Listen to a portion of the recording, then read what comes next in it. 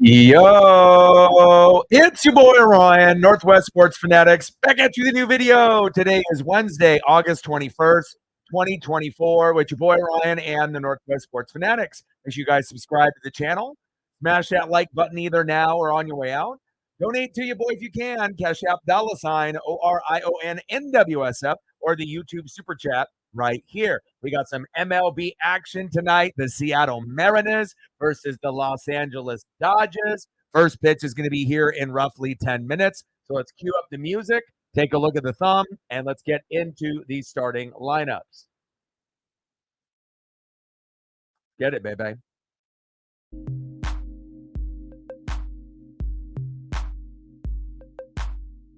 And on the thumb on the left, we have our ace, Logan Gilbert.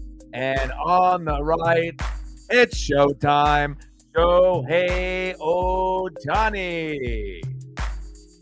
Now let's get into the starting lineup here for the Seattle Mariners.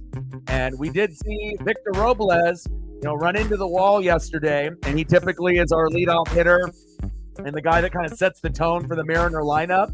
He is out tonight, so Luke Raley is taking his place. So it's not going to be any easier trying to win this matchup here today and prevent the sweep. Hopefully, Luke will bring his A game today. Leading off for the Mariners in center field for Victor Robles, Luke Raley. And it's the first time that he's actually led off this season in 2024, and he's the only player that has batted now 1 through 9. Let's go, Luke. Batting second, DHing tonight for the Mariners, Julio Rodriguez. Let's go, J-Rod. Trident's up. Batting third, catching tonight for Seattle, big dumper, Cal Raleigh. Batting cleanup, batting fourth, left fielder, Randy Arozarena. Batting fifth, playing second base for the Mariners, Jorge Polanco. Batting sixth, playing first base, Justin Turner.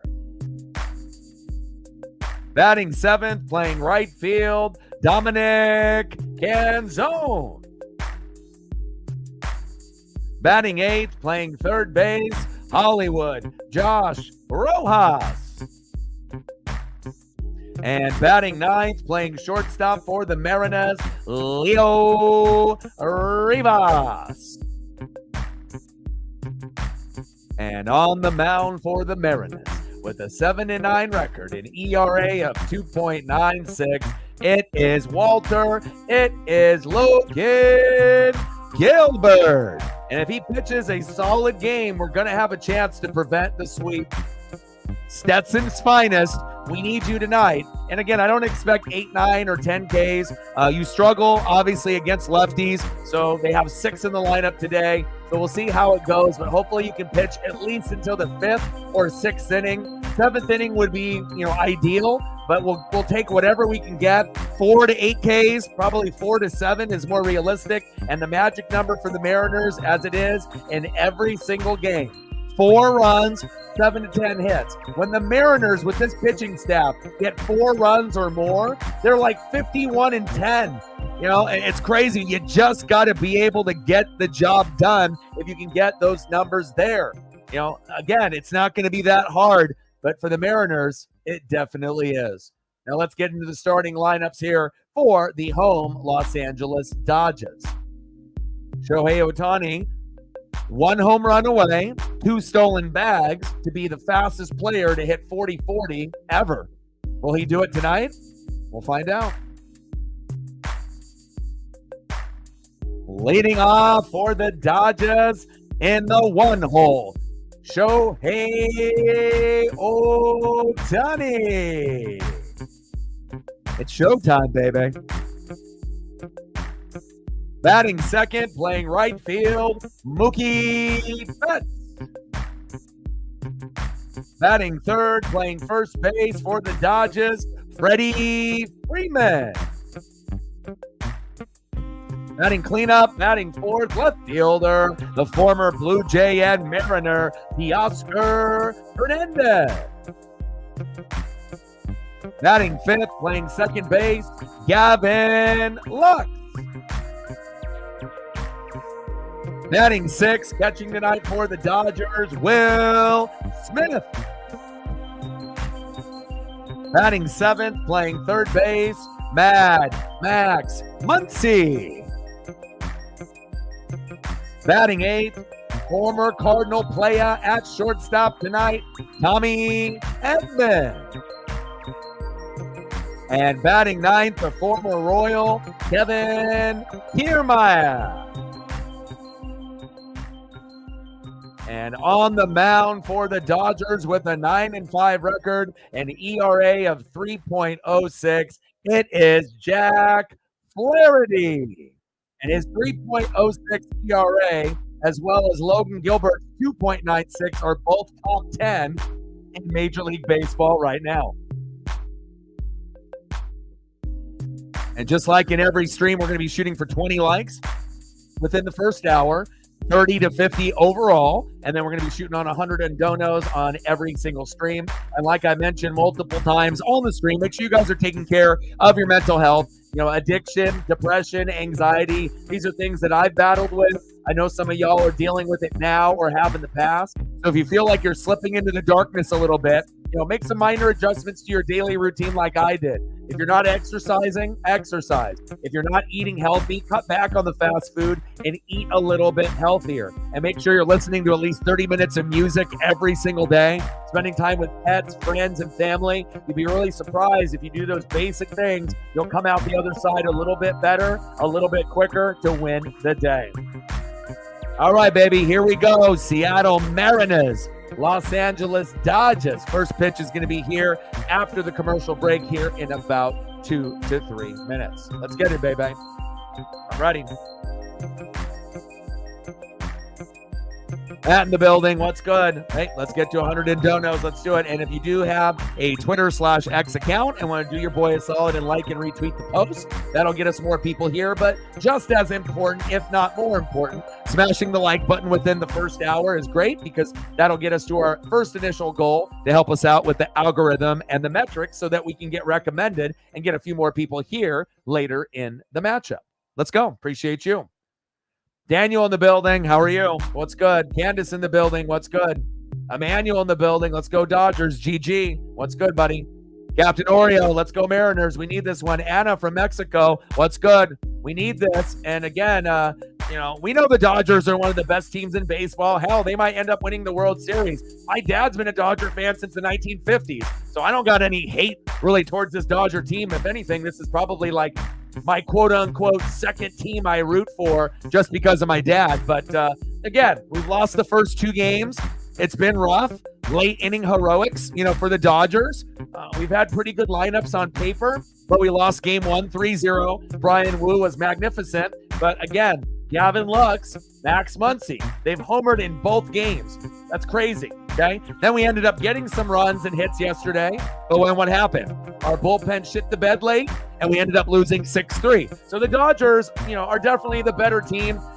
A couple months ago, it looked like we were automatically going to win the AL West, and we were going to go to the playoffs and maybe make a deep run. Had a 10-game lead on the Astros, and I think it was like 12 or 13 against the Rangers. But since then, we've been on a bad losing streak, and as of right now, we only have like a 16% chance to make a wild card spot. The season isn't over, even though for some Mariner fans it feels like it, and I get it, but hopefully we can keep pushing forward, come back home, but we have to win this game and prevent the sweep. Let's go. Megan with a 20.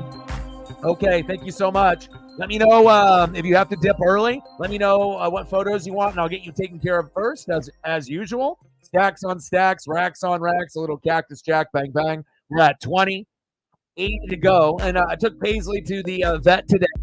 And, she's going to have to wear a cone for a week. And there's some cream that I'm going to have to rub onto the bug bite that she ended up having. And I'm going to have to, give her like some medicine as well to eat. So not going to be exciting for her for the next week, but I decided to wait until tomorrow morning to put the cone on so she can have one more day of freedom without the cone. So not ideal, but at least it wasn't like a tumor or cancerous or anything like that. But again, a very quick visit of, 20 to 30 minutes ended up being $125. So as you guys know, visiting a vet is not cheap. And again, anything that we can end up getting, in the dono train today, tomorrow, obviously that'll go towards that and anything towards Paisley's recovery. Let them know. Warm bum in the building. What's good? Yeah, and again, it hasn't been good, but again, I'm going to be as positive as we possibly can be. Again, 99% of content creators for the Mariners are uber negative. And again, we already know where we're at. We know about the strikeouts. We know we got the lowest batting average, but it can only go up from here. And, lately it's been the bullpen. And, the hitters have gotten better since we had Robles and we had Justin Turner and Randy Arozarena, but now we're starting to get injuries with some of those guys. Randy missing a game or two. Now Robles missing a game. Julio's not healthy. JP's not healthy. So, we're just trying to stay afloat. And it's not fun, to be dropping all these games like this. But again, we just have to find a way to stay as positive as possible. Find a way for Logan to pitch a good game here today and pray to God, pray to all the sports gods that we can actually get to 4 runs, 7 to 10 hits. And when we do, we win 90 to 95% of the time. Leading off here, Flaherty, first pitch to Luke Raley. Pitch in the zone for a strike, but called ball, 1-0 count. Wow. 233 average, 15 homers for Luke Raley here in 2024. 1-0 pitch, Flaherty to Raley. That one pitches deep inside at the knees, close to the dirt, 2-0 count. Should be 1-1. Come on, Luke. Let's go, baby.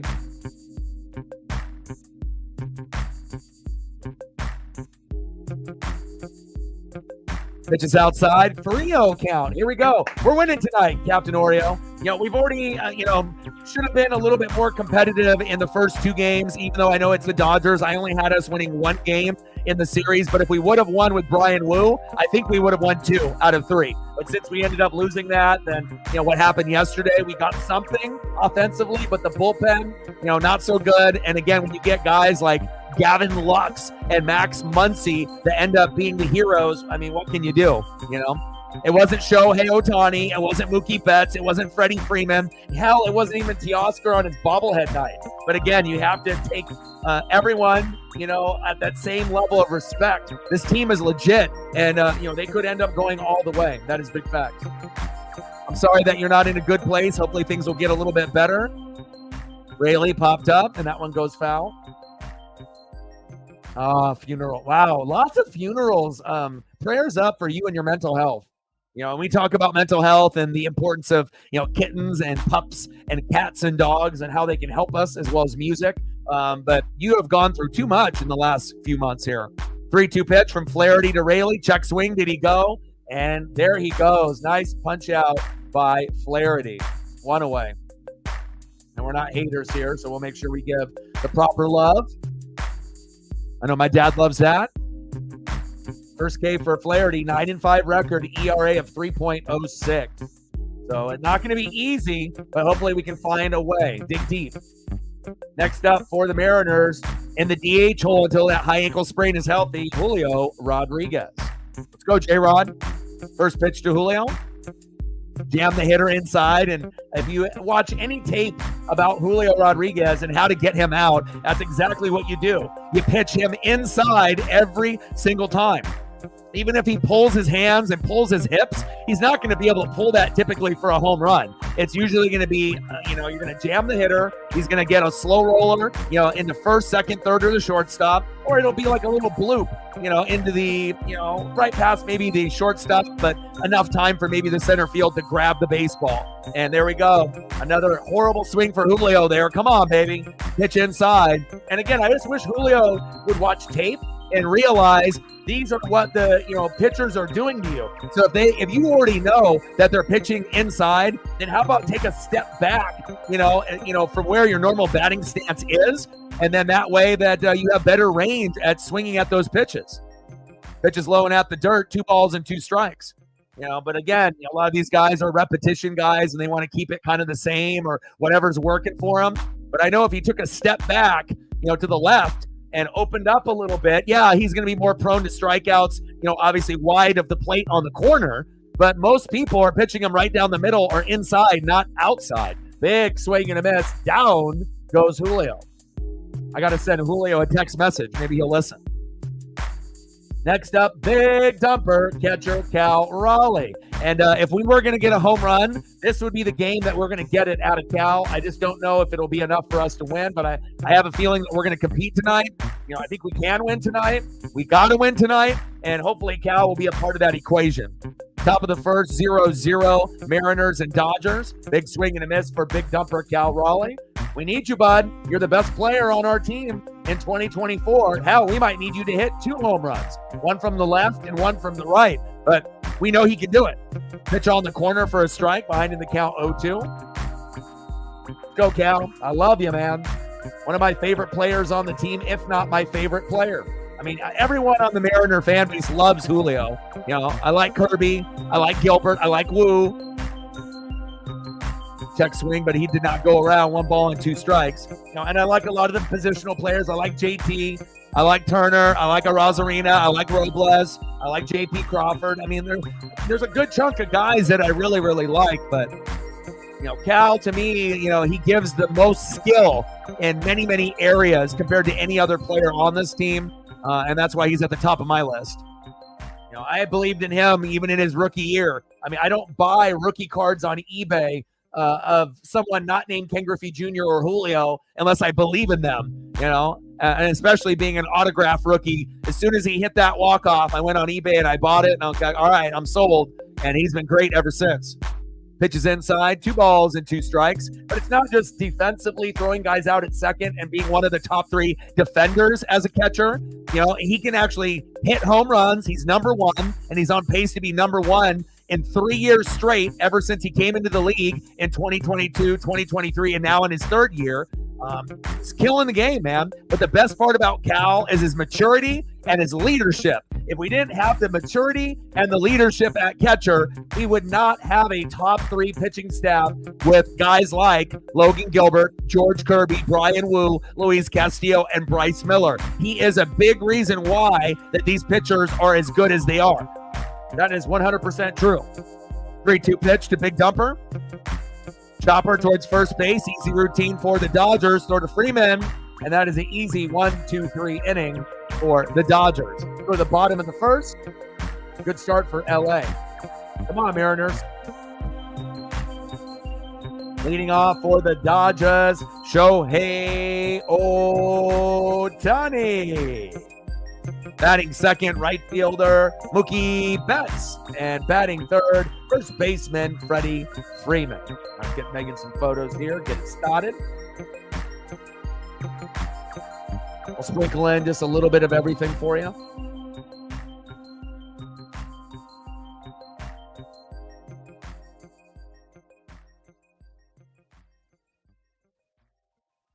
A nice wide variety of things will always make it better.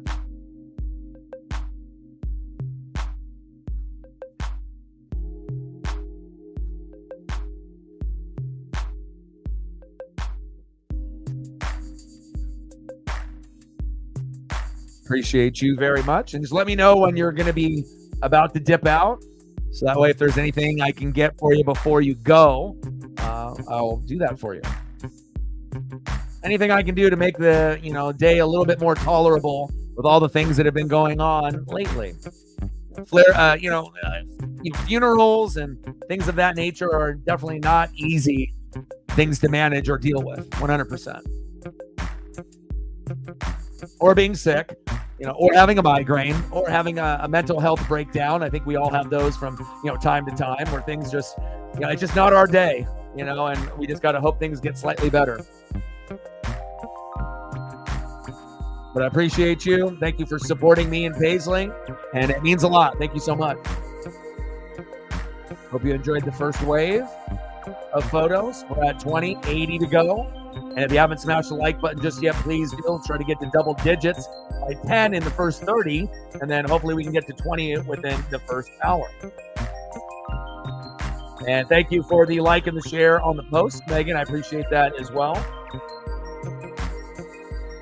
Our guy, Walter, a.k.a. Logan Gilbert, on the mound. All right, we need 3 more likes to be able to get to 10. If you're in the room and haven't smashed the like button yet, please do. We need 1 more person, and we'll be at double digits. So if you haven't smashed the like button yet, please do.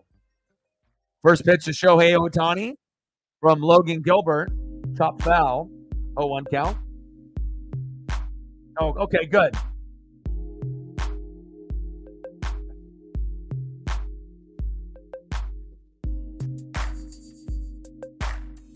Oh, 1 pitch from Gilbert to Ohtani.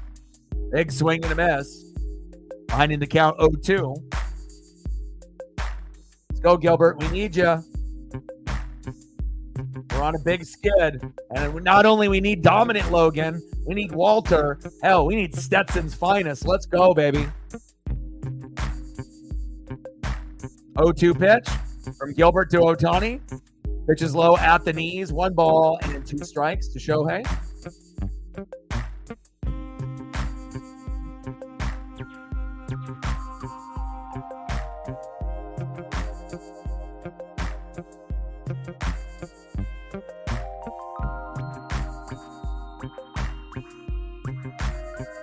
One-two pitch.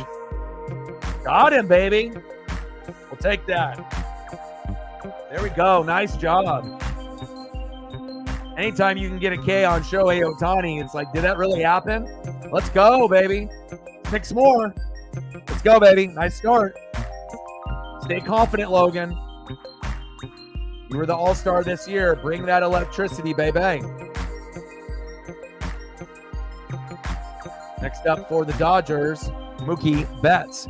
First pitch into the dirt, 1-0 count.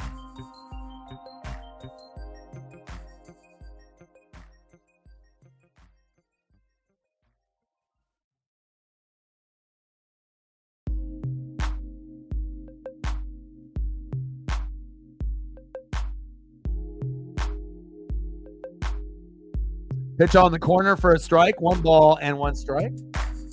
I see you, Mookie. Kind of crazy that the Red Sox let you go. You know, when you know you got a superstar type of player, you got to try to keep those guys there as long as you can. But sometimes, you know, the players will chase the money or the big deal. And, you know, to go from Boston to LA was an upgrade. And, you know, you would think you're going to get a couple championships if you're on the Dodgers. And, you know, Juan Soto is on the Yankees right now with Aaron Judge, but he'll be a free agent next year. And there has been some rumors and talks that he'll either stay in New York or maybe he would join the Dodgers. And I think Juan Soto would look good in Dodger blue as well. And he's been playing great this season. Popped up, Mookie Betts. There we go, Luke Raley in center. 2 away. Next up for the Dodgers, first baseman, Freddie Freeman. Might have the best plate discipline and eyes in baseball. Does not strike out often, always comes up with big singles, doubles, triples, home runs, clutch hits. He's gone through a lot of adversity off the field with his son, and we'll see what he can bring to the table here today. First pitch, 100 miles an hour outside from Gilbert to Freeman, 1-0 count. That 4-seamer with some heat, baby.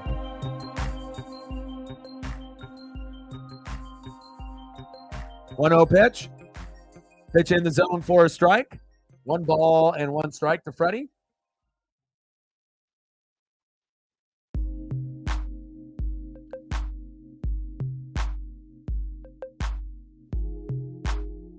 One pitch. Right down the middle for a strike. There we go. 1 ball and 2 strikes. Come on, baby. Got to get Freddie out. We got to end this first inning clean. As long as we don't give up 1 to 4 runs in the first 2 innings, we're always going to have a chance. 1-2 pitch.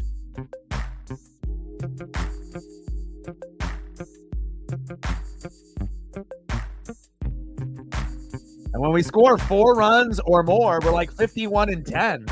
You know, we get the job done with our pitching staff. The bullpen sucks right now, but if we can hit and have a good starting, pitching performance and we get to 4, we're going to have a good chance to win the game. Big swing and a miss, and another punch out by Logan Gilbert. There we go. Nice job, Logan. We'll take that great start from our ace, Logan Gilbert. Nice job.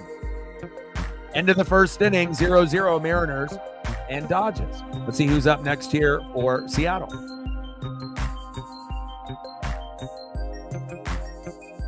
Next up for the Mariners in left field, Randy Arozarena.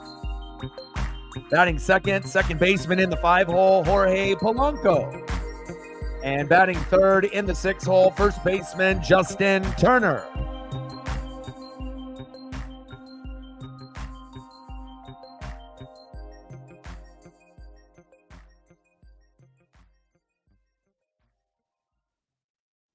See if we can squeeze in a few more for Megan.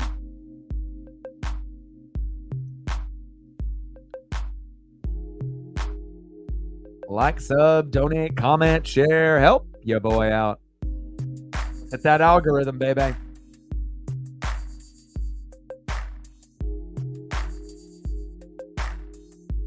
Appreciate you.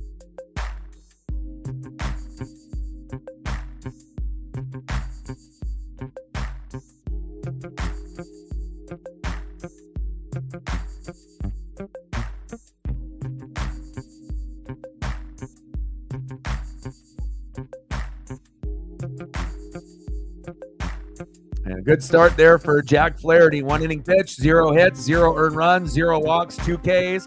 Logan Gilbert's like, hey, whatever you can do, I can do better or just as good.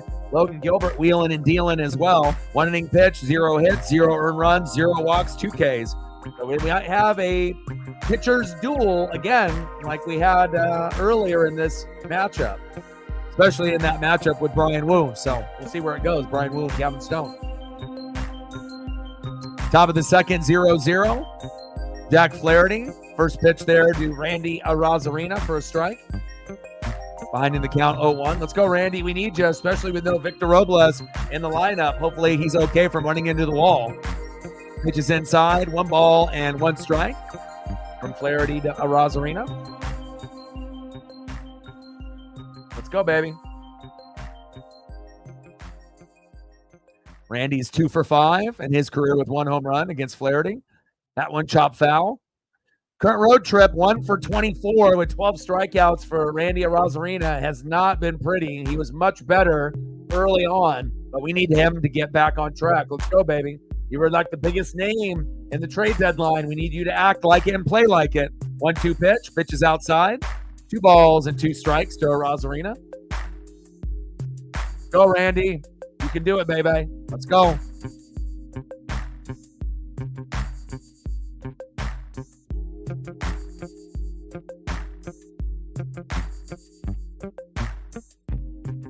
Two pitch. Arozarena crushes that one. Oh, I thought he homered there. No way. Oh my gosh. How close was that? 2 ladies in the front row. Look at this replay again. Oh my God. Foul by just a couple feet. Unbelievable. Damn it. That would have been an amazing line drive home run by Randy Arozarena. He needed that. Top of the second, 0-0 Flaherty, 2-2 pitch to Arozarena, and he hit him. Yes. Randy's pissed.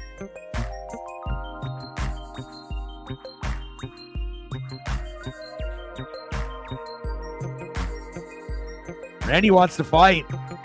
He is not happy.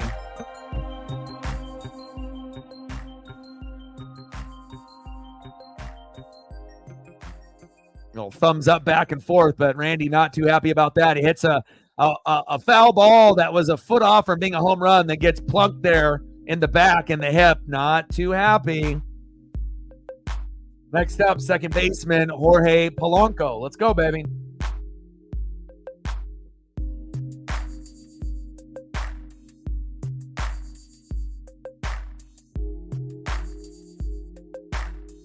Top of the second, 0-0 Mariners and Dodgers. Runner at first, 1-0 count from Flaherty to Jorge Polanco.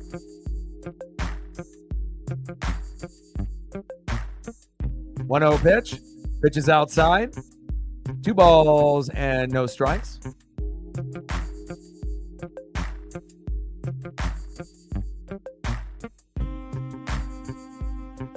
Let's go, Polo.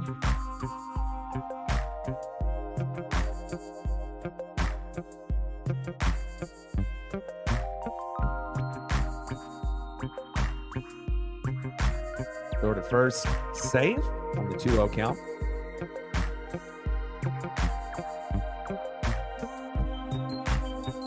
$17 RBIs in the last 20. We'll take that. Pitches outside. 2 balls. Going now to 3. Let's go. Work the count, baby.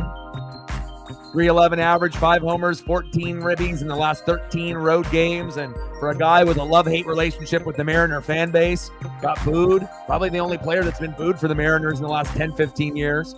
Pitch outside of the zone for a strike. 3-1 count. 3 balls, 1 strike to Jorge Polanco. But at least, he did have a good defensive play with Rivas, arguably the defensive play of the year. Occasionally, we'll still make an error at second base, but at least the bat is starting to come alive a little bit for Polo. I wish we could say the same for Mitch Garver, but at least that Polo is one of those guys that I'm not sure if we can count on him on an everyday basis, but he's been a little bit more consistent than he was earlier on. So we'll definitely take that as Mariner fans. Top of the second, 0-0 Mariners and Dodgers. Runner at first. Randy Arozarena. Throw to first to Freddie Freeman to keep him honest. He is safe.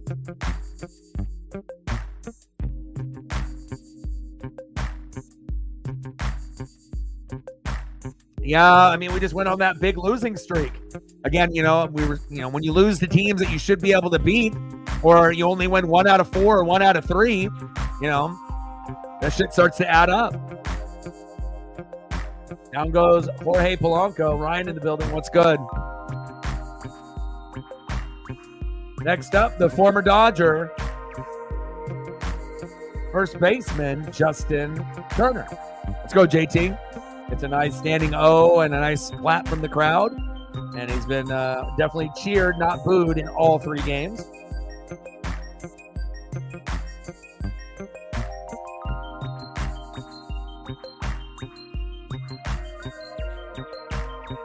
Takes a pitch inside, 1-0 count. Come on, baby. Let's go. We're at 20:80 to go. If you haven't smashed the like button yet, please do.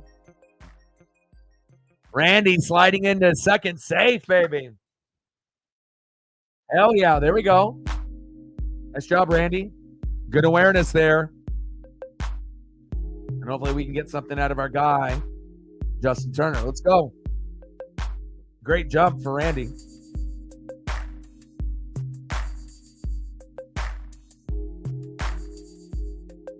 $18 for 26. And stolen bag attempts. 264 average. 1 homer, 33 ribbies with runners in scoring position.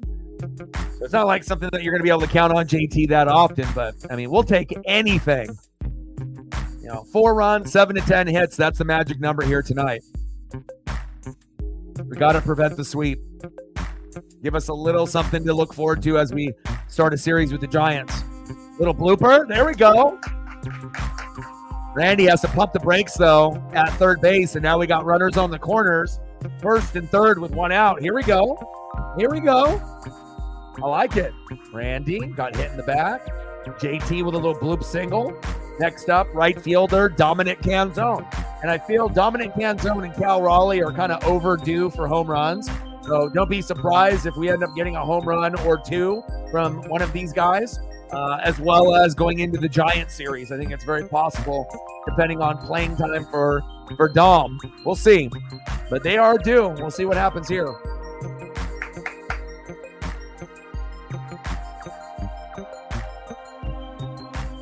Come on, Dom.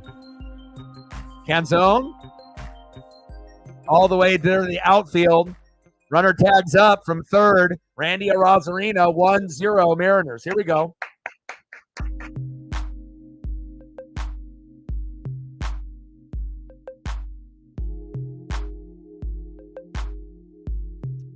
There we go.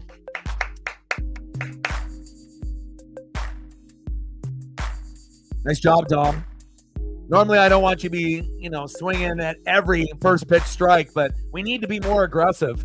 We need to be able to, swing at those first two pitches. And again, not every batter needs to do that, but we definitely want to be as aggressive as possible. And we need like an unsung hero, a guy like Rojas or Rivas, First pitch is outside to Hollywood Josh Rojas for a ball. 1 ball and no strikes. Top of the second, 1-0 Mariners. Go, baby.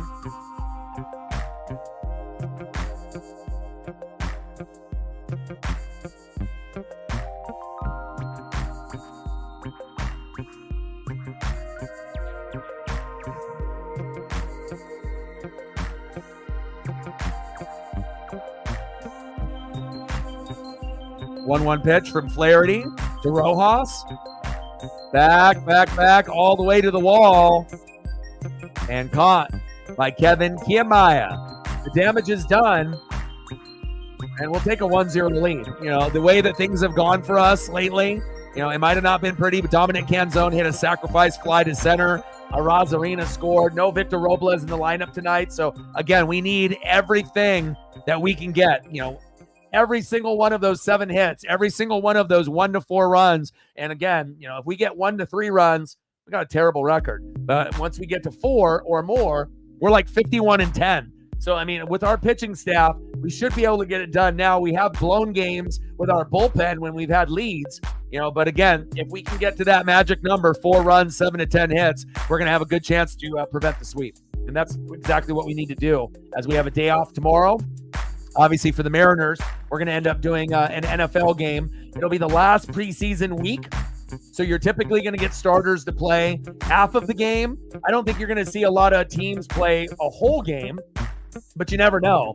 3 quarters, a whole game, maybe a half, maybe 1 quarter. It'll kind of be varied by team to team, what they decide to do and how important those players are and the ones that they don't want to get hurt. But we got Colts, Bengals on, as well as the Bears and the Chiefs. And I'm pretty sure I'm going to do Bears and Chiefs because if Caleb is going to play, I want to evaluate him. I doubt we're going to get Mahomes and Kelsey, but Chiefs are always fun to be able to kind of break down. So that's what we'll end up doing tomorrow. And then starting obviously on Friday, we'll have a nice 3 or 4 game set against the Giants at home. Let's go.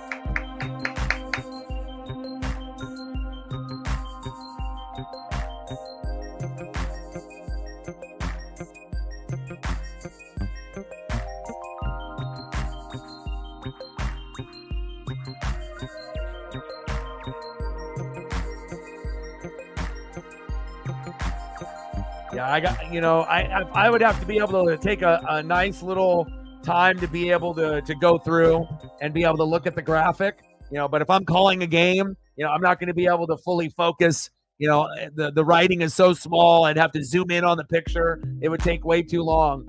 So, your guess is as good as mine since you're the one that wrote it up. So I would have to be able to take a look at it for, a good 5-10 minutes, and then I still would be wrong. But at least at that point, I would have somewhat of a guess.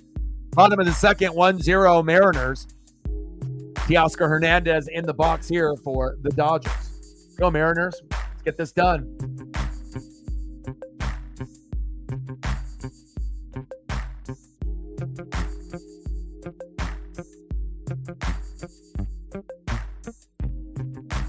Pitch fouled off. 1 ball and 2 strikes to Teoscar Hernandez.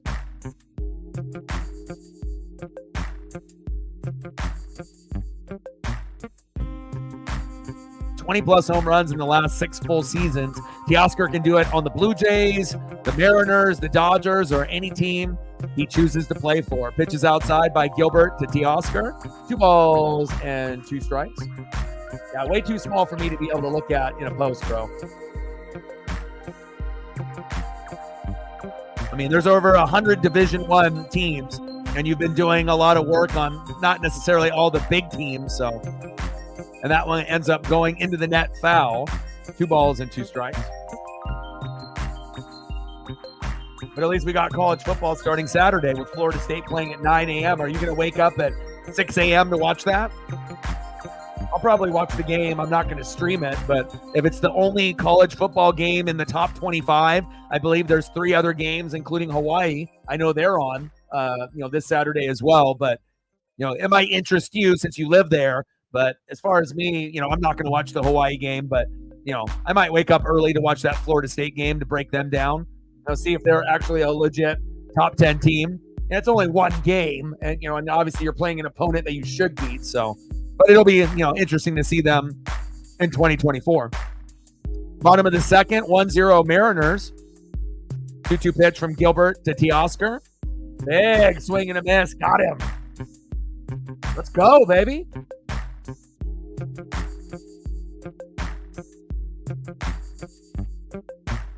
Like what I'm seeing here from Logan Gilbert early. Another punch out. Let's go. Again, 4 to 7 punch outs is kind of what most of the pitchers get. But maybe tonight will be a special night. Maybe we can get Logan Gilbert to like 8. 8 to 10. I don't know if that's possible with this kind of lineup, but you never know. But if it were to happen, Logan is an all-star this year, so it wouldn't really be that shocking, if any of our pitching staff ended up getting 8 to 10 Ks. I mean, a lot of our guys are very, very good. We just don't get a lot of run support. Next up for the Dodgers, Gavin Lux, who's been one of the unsung heroes for the Dodgers, and he has single-handedly beat us with Max Muncy. They both have homered in both games, in Game 1 and Game 2. We lost Game 1 3-0, lost Game 2 6-3, and hopefully we can find a way to get it done here tonight. 1-1 pitch from Gilbert to Lux. Pitch is outside, 2 balls and 1 strike. Last 29 games, batting .372. He's been on a little bit of a heater.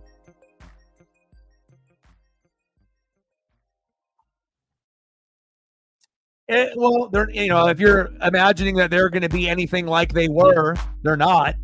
Popped up into left field. Randy is there, 2 away. I mean, you lost Michael Penix Jr. and a number of players. Jaden McMillan on the Bucks is doing great, but you had a lot of pro NFL players on that team. So they'll probably be middle of the pack. In the Big Ten. They'll probably be battling teams, like USC and Wisconsin and, Iowa and, the second tier, because we already know top tier will be Ohio State and Oregon and Michigan and Penn State. And then there'll be the next tier after that, after those first 4 teams. But, hopefully they end up, recruiting well. But, when you also lose your, head coach and he goes to Alabama, recruiting isn't going to be the same either. So not only did you lose a lot of players to the NFL, you lost your head coach, and the recruiting trail, you have to start over. So everything that was built up with the previous coach is gone. So it's going to take a while, and you're probably not going to see a Washington team that good again for a long time, if we're actually being honest. That was a very special team that it took a few years to build, with the right coach and the right players and the right recruits, and getting Michael Penix Jr. to transfer over from Indiana. So not saying it'll be like, 20 years, but it might take 5 to 10 years, and they still might not be as good as they were last year. I mean, hell, they made the Natty, big swing and a miss. 6 up and 6 down. Logan Gilbert with another punch out, baby. Let's go. I like that. But I do hope that they do well. I mean, it's just like the Beavers, even though they're like the main rival for the Ducks, I wish them well. I want the Cougs to win, the Huskies to win. If the Trojans win, I don't really, if we're going against that team, so be it. I want to win. But, as far as like when we actually had a Pac-12 or a Pac-10 or a Pac-8, and those teams were playing, but just not against Oregon, yeah, I would definitely be rooting for them. And if they were actually going against another conference, I would really be rooting for them, because I want to see our conference do well. And we don't have the Pac-12 anymore. Shame on the, Pac-12 commissioners being too greedy, but at least some of us are in the Big Ten. And for the rest, we'll see how they do. Let's see who's up next here for the Mariners. But the Trojans, the Ducks, right? The Huskies, Bruins, obviously for the rivalry. But I do think that the Cougs and Beavers would have made nice additions to the Big Ten, but the Big Ten said, no, thank you. We don't think you're going to draw enough money. But I still think that the Beavers were kind of on the up and up before they lost their coach. And the Cougs are always competitive. In Pullman, it's hard to play there for any team. Next up, shortstop, Leo Rivas. Batting second in the 1 hole, 0 for 1 with a K. Center fielder today for Victor Robles, Luke Rayleigh. And batting third, 0 for 1 with a K, DHing for the Mariners, Julio Rodriguez. Tridents up, baby. Let's go. We could really use a home run off of you. I don't know if he's got enough power in his legs to be able to, twist those hips to be able to pull a baseball and have it go yard. But you would assume Julio will homer at some point, but we just don't know when. Oh, the meeting got canceled? Okay.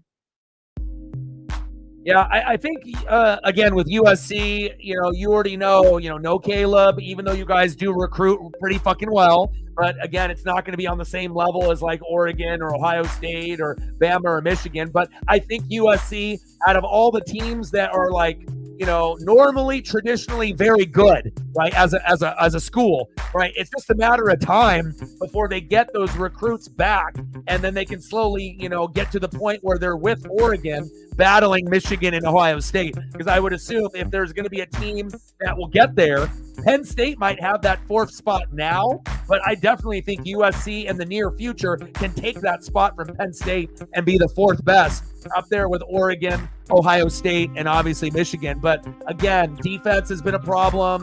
We already know you're going to have good quarterbacks, running backs, wide receivers, tight ends. Offensive line usually will have a pro here and there. The defense will have a pro here and there. But the problem is you can't have only like a couple good defensive players out of 11. And if that's the case, then you start falling back in the division a little bit. And even Caleb couldn't carry the team if the team is struggling on defense. So we saw Brendan Rice and a few other guys, but definitely excited to see what Caleb does in the pros. I feel that him and Bo Nix will be the best quarterbacks this year, since we're probably going to have to wait on Penix Jr. to get a chance to play unless Kirk Cousins gets hurt, and we'll see where it goes.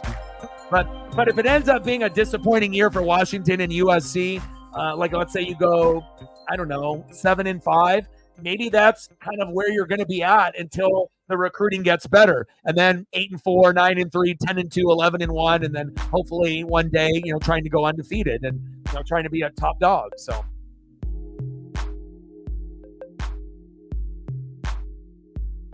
yeah, I like him. And you got a couple other guys in that quarterback room. You got wide receivers. You got running backs that are ballers. Every year, you're always going to get ballers that want to, do the Reggie Bush thing. So it's like athleticism is not something that USC lacks. Let's be honest. If we're going to compare any other team that used to be in the Pac-12, the closest thing to Oregon besides Utah was USC with like athleticism. Utah had the defense, and they were well-rounded, kind of like Oregon, even though our defense, wasn't very good back in the day, but it's gotten much better as of late.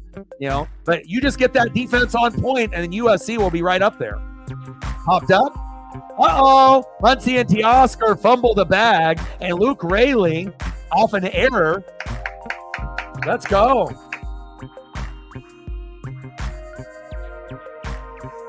But we got the playoff now. So, again, it's not just like the BCS or the college football playoff that if you don't get in the top 3 or top 4, like you're done. At least now it'll be 12 and then it'll go to 16. One day it might go 32, but, we already have 100 Division I. Probably 16 is where they're going to max out at in the tournament, and then go that route. But obviously that'll mean more games, more money, more excitement.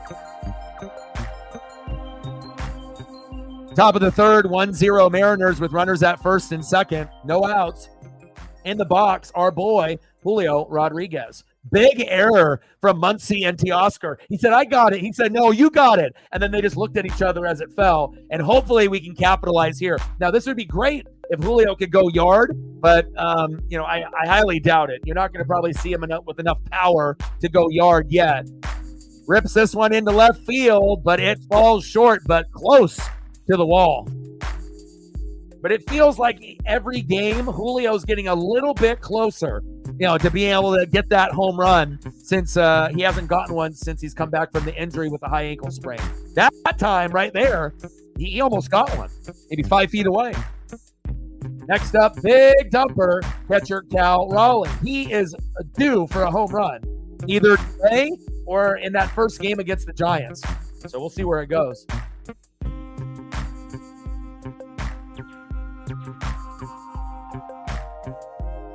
Pitches outside, 0-1 count.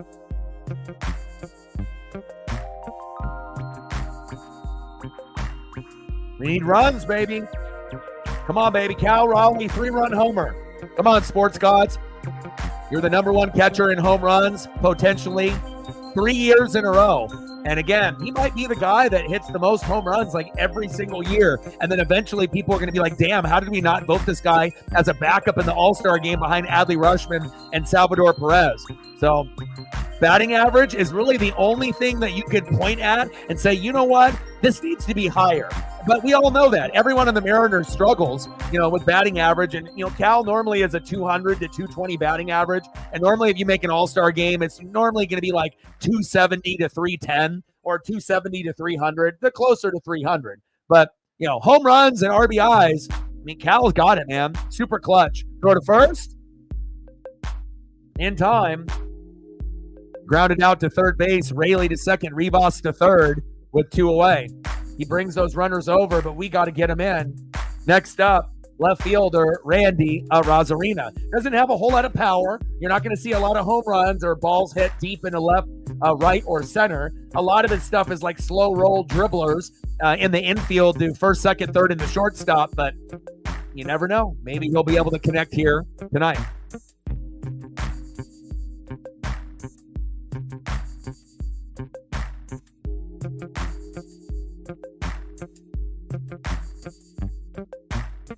That's cool. You went to the Braves game. I've never seen the Braves, but when the Braves do come to Seattle, I will definitely go in the future.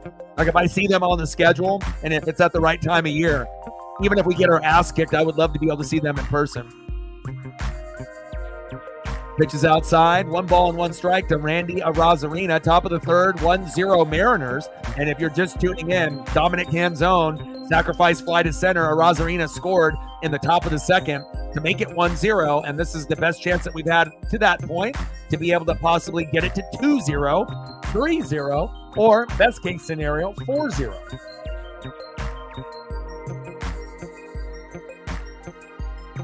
I've seen the Yankees quite a few times. I mean, I did get an Aaron Judge ball, in that 2022 season. They're always fun to watch. Giancarlo Stanton, Judge, obviously they have Soto this year popped up. Mookie Betts is there in right field, and we leave 2 stranded, which sucks, but at least we're hitting the baseball tonight against Flaherty. Go to the bottom of the third, 1-0 Mariners.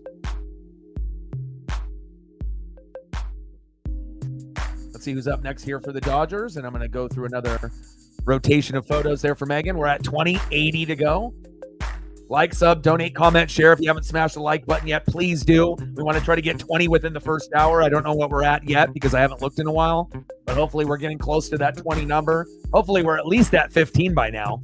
All right, next up for the Dodgers in the 7-hole, third baseman Mad Max Muncy. It's usually a strikeout or home run, but in the last 2 games, Gavin Lux and Max Muncy have both homered in Game 1 and Game 2 in the series, and they have been the unsung heroes. Batting second, the former Cardinal, Tommy Edman. And they don't have anything good in Dodgers photos yet of him, so once they get something crispy like this, then we'll swap that photo. And batting third, the former Royal center fielder in the 9-hole, Kevin Kiermaier. We went down this route here real quick for Megan. And we'll go down and do a little Kraken or a little Pete.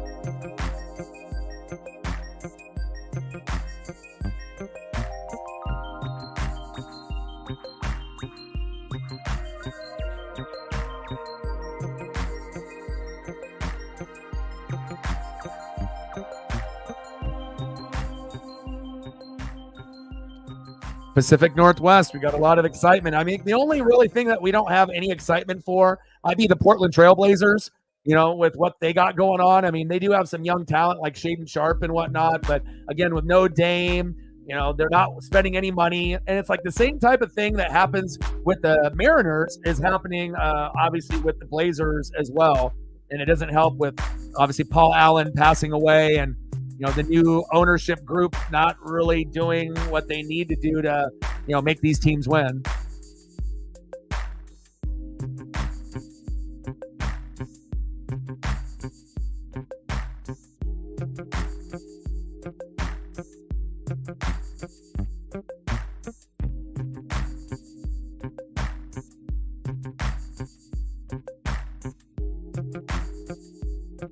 Flaherty talking shit to Randy. Randy needs to sock him.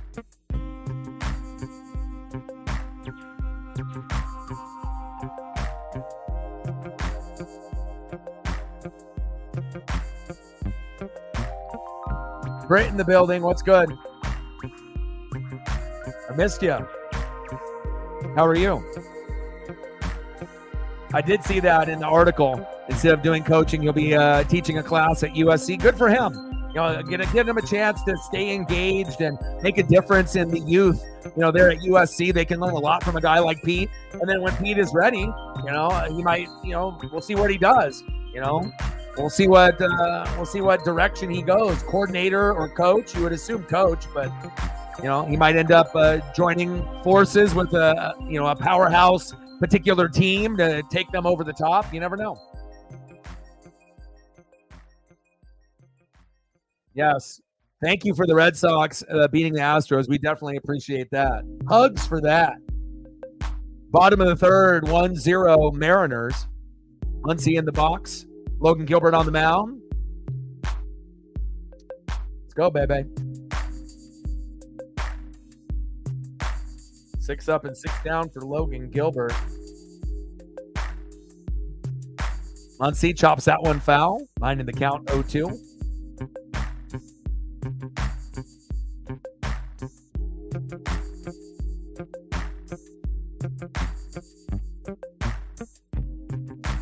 Come on, Mariners. Keep it going. Let's go. All right, if you haven't smashed the like button yet, please do. We need 6 more there to hit the goal in the first hour. We're at 14, and it looks like we got about 8 people that haven't done it just yet. So if you haven't done it, please do. It'll help us get to that nice number, and we can get through the next goal. Bottom of the third, 1-0 Mariners. Logan is wheeling and dealing, baby. 5 Ks for Logan Gilbert, 3 for Flaherty. So it looked like originally where Flaherty, he got almost a home run hit off of him, and then he ended up next pitch hitting Randy, and it sounded at first like everything was cool. Randy was upset, initially, and then they kind of looked at each other, and it looked like, everything was okay, like not intentional. But after seeing the clip at the next at-bat, it definitely was intentional, and he did it on purpose, and he's like shit-talking Randy. So, sometimes you never know, even though it looks like, it slipped out of my hand, but you definitely can tell when there's beef between players. Sometimes you just got to pay attention. Bottom of the third, 1-0 Seattle, 2-0 pitch to Edman. That one chop foul.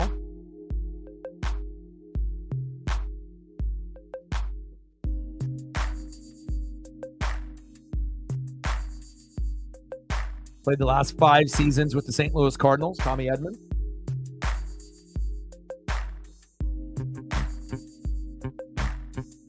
Two-one pitch. Popped up. Flied out to left. 2 away.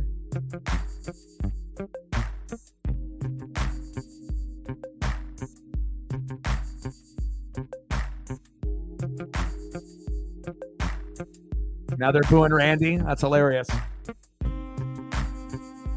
Next up for the Dodgers, center fielder Kevin Kiermaier.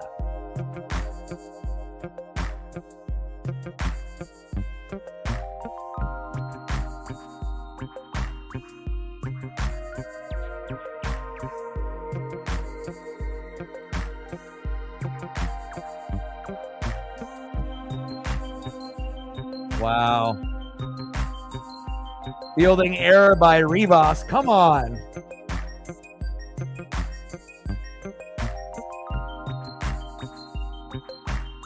Come on, Leo. You're looking like Polanco. Fuck. Reflect in the building. What's good, brother?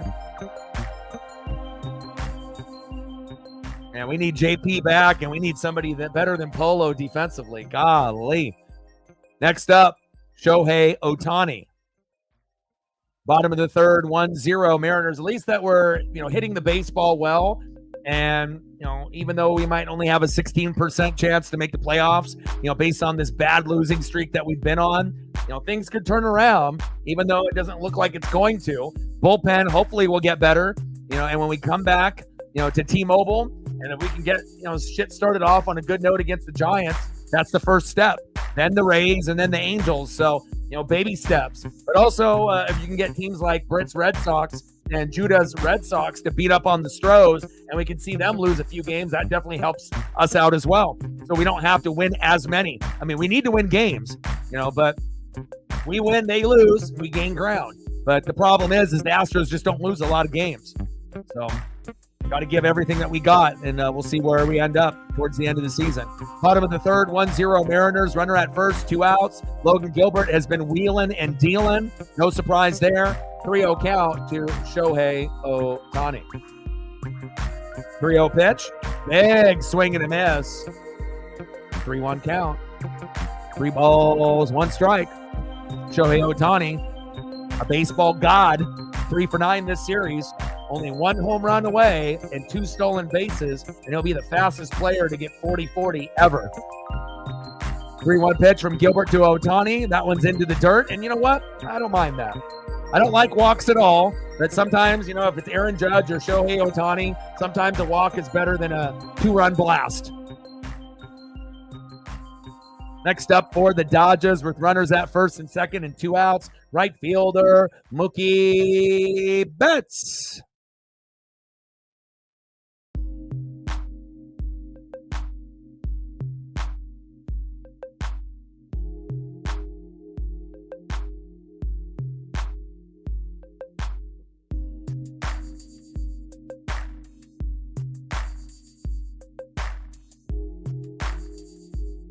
Yep, they did.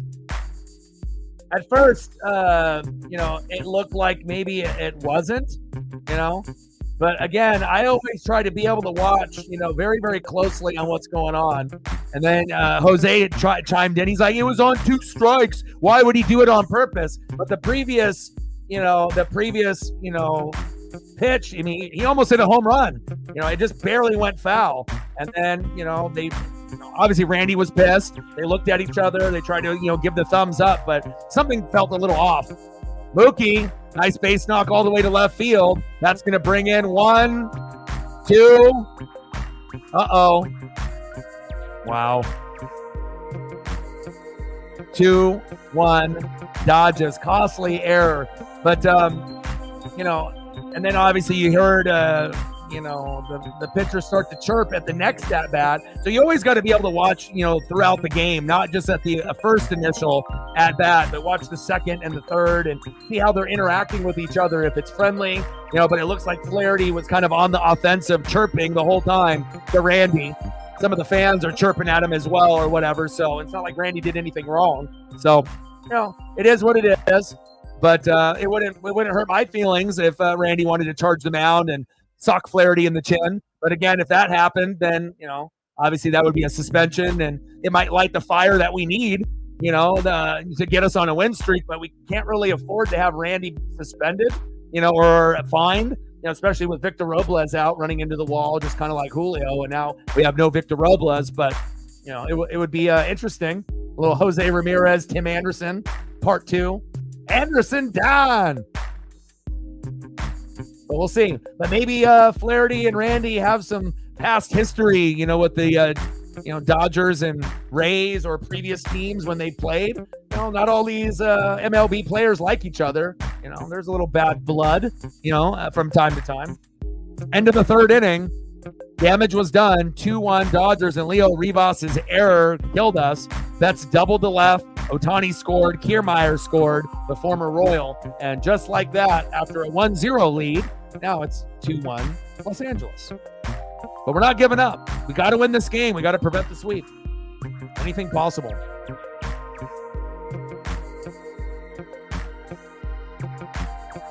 Next up for the Mariners, 0 for 1 with a K, second baseman Jorge Polanco. Batting second, 1 for 1, first baseman Justin Turner. And batting third, right fielder, 0 for 0 with an RBI, Dominic Canzone. And just looking at the lineup, I feel like Canzone and Cal are the ones that are the most due for a home run. So if they end up getting one here tonight or against the Giants, don't be surprised. But, it'd be really nice if we could get home runs from both. Hell, we might need both of them to get home runs for us to even catch up in this matchup, but we'll see where it goes. Let's go, baby.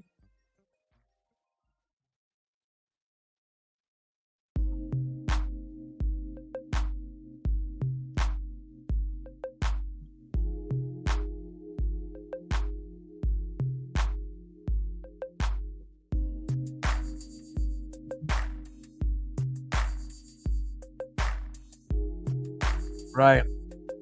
Or remember with like Clemens and Mike Piazza, he's like, I'll just throw the bat at you.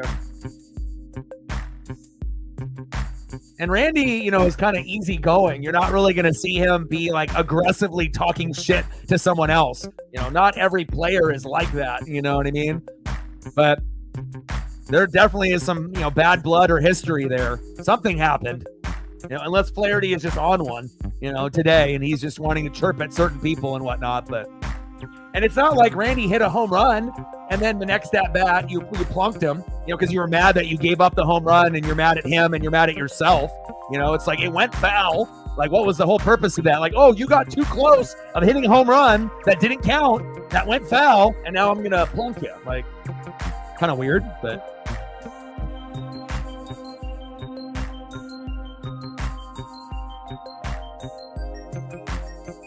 Top of the fourth, 2-1 Dodgers. 1-2 pitch from Flaherty to Polo. Line drive right to Gavin Lux. One away.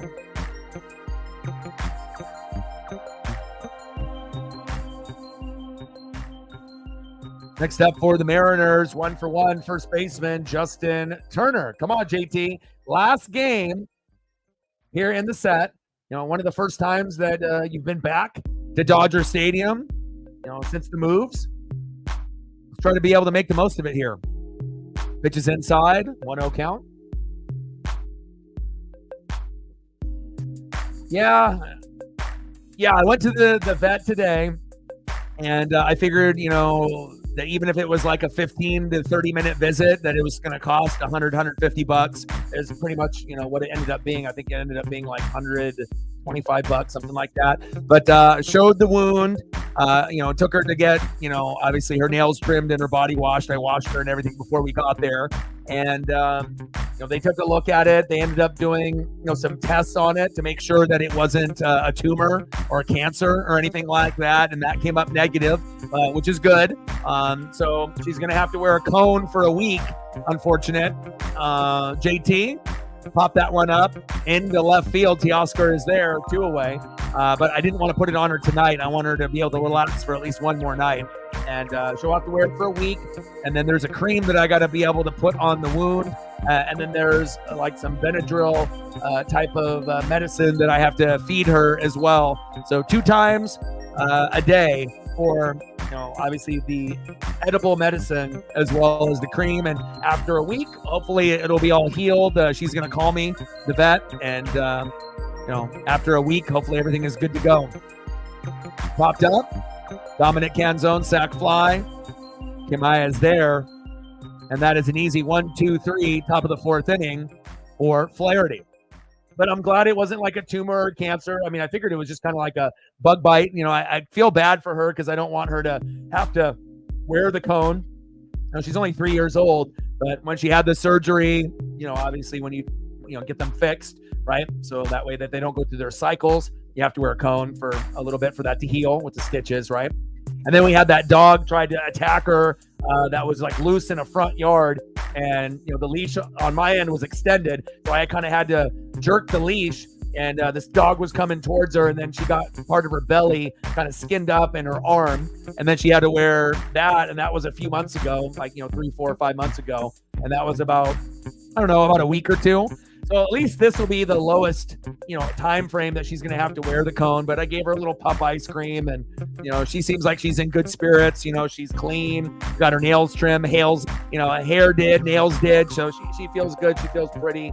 And, I want to take care of her, and hopefully she'll be good to go in about a week.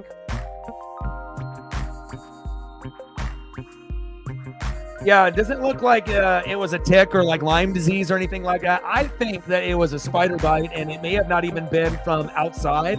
Even though we go outside for about an hour and a half to 2 hours every day, I think it might have been a spider bite from inside the house. I have been kind of knocking them down in the house. They're not, it's not like I kill one every day or try to trap one every day, but, every, few days, it's like sometimes you'll see like one in a corner of a house or one in a bathroom or one in a room, but, I can't be for sure, but it sounds like it might have been a spider and whatnot. So, but nothing poisonous. and hopefully it'll just be something where I can just put this cream on her, give her this like antihistamine type of thing, like a Benadryl, and put some peanut butter on it. Do that in the morning and at night, and then I'm still going to have to walk her 3 times a day with the cone on, and I'm not embarrassed, but I know she won't give a shit, but just hard to maneuver with a big ass cone around your head, but it is what it is. Bottom of the 4th, 2-1 Dodgers. But the number one thing is I'm glad it wasn't like a tumor. It wasn't a tumor. That would have probably made me tear up and get kind of sad, And I asked the doctor that, is it common for dogs to get a tumor by like 3? She says not really, but it has happened to certain dog, breeds. So, but I've taken care of her so well, And then I showed the little growth on the back foot that was the size of like a rice grain. And she said that was just kind of like, like benign, loose skin, nothing. It's not anything, serious or anything. So those were really the only 2 things I was looking at. 1-1 pitch from Gilbert to Teoscar, right down the middle for a strike, 1 ball and 2 strikes.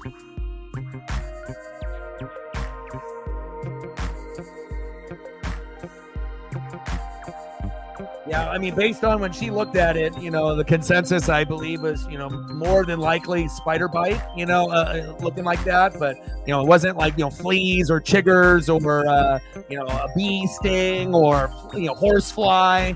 It's a pretty good size. It's like almost the size of a dime, but not as much. So it's circular and whatnot. But, I mean, it's already been a few days. I had to wait a few days for the appointment.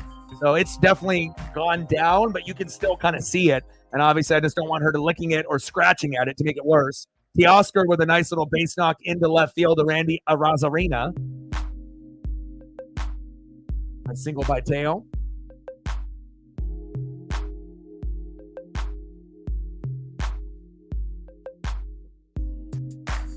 Next up, the killer to the Mariners, the last 2 games, second baseman Gavin Lux. 0 for 1. Let's make it 0 for 2.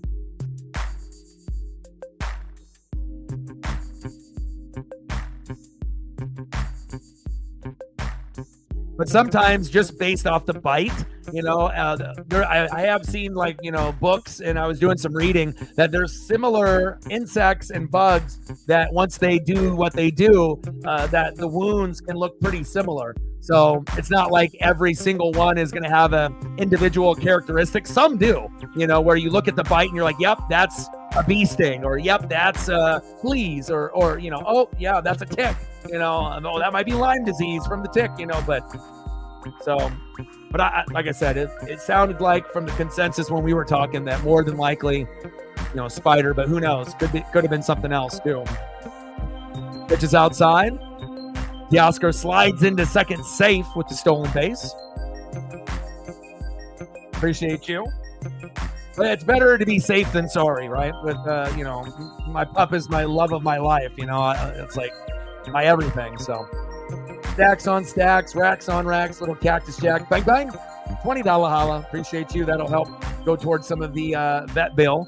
It's like, it wasn't even that long of a visit, man. It was like probably based off the cone and the medication and then the visit and then the sample, to check to see if there's like tumorous, cancerous type stuff. The whole visit wasn't even an hour, probably 30 minutes, maybe 40, but, vets are expensive. Normally you're going to be looking at over $100 anyways, but just the peace of mind is worth it for me. Throw to second, safe. But, it's not like I'm like, oh, it's nothing. And then all of a sudden finding out it's like, a tumor or something worse. So got to make sure that she's okay. We're at 40, 60 to go, baby. Appreciate you, Reflect.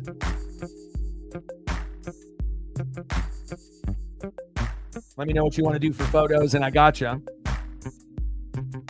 Bottom of the 4th, 2-1 Dodgers. Runner at second with no outs. 2-2 pitch to Lux. And I was going to say it'd be great if we could end up getting some kind of double play.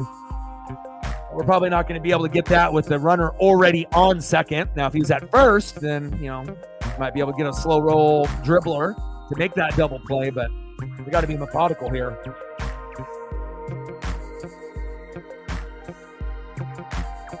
All right, we're 1 like away from 20.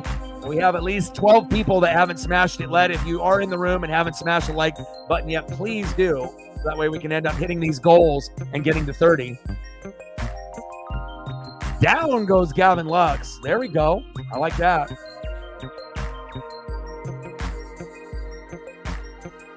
Nice job, Logan. Logan having himself a great game, but again, it's like we need run support.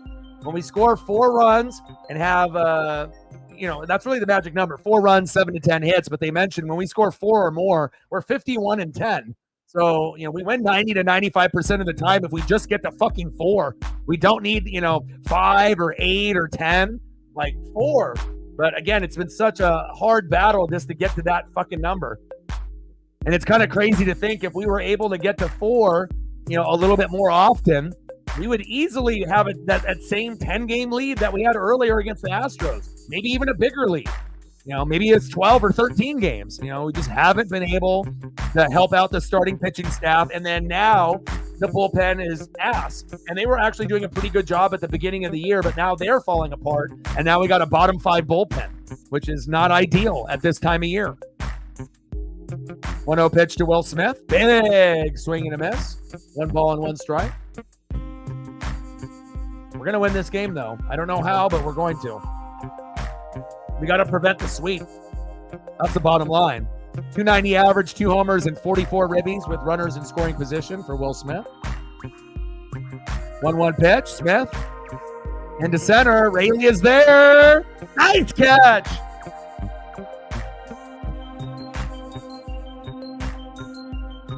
Rayleigh, hopefully he doesn't have an injury. It seems like everyone is running into the wall, Ken Griffey Jr. style, and we keep losing players. Julio, Robles, and now possibly Luke Rayleigh. Nice catch. Runs into the wall hard. The tag up from Teoscar, 3-1 Dodgers, but at least, Rayleigh gives you that hustle. Wow. Yeah. Shit, we're not even going to hit mine. 90 or 95 probably won't even be hit, so.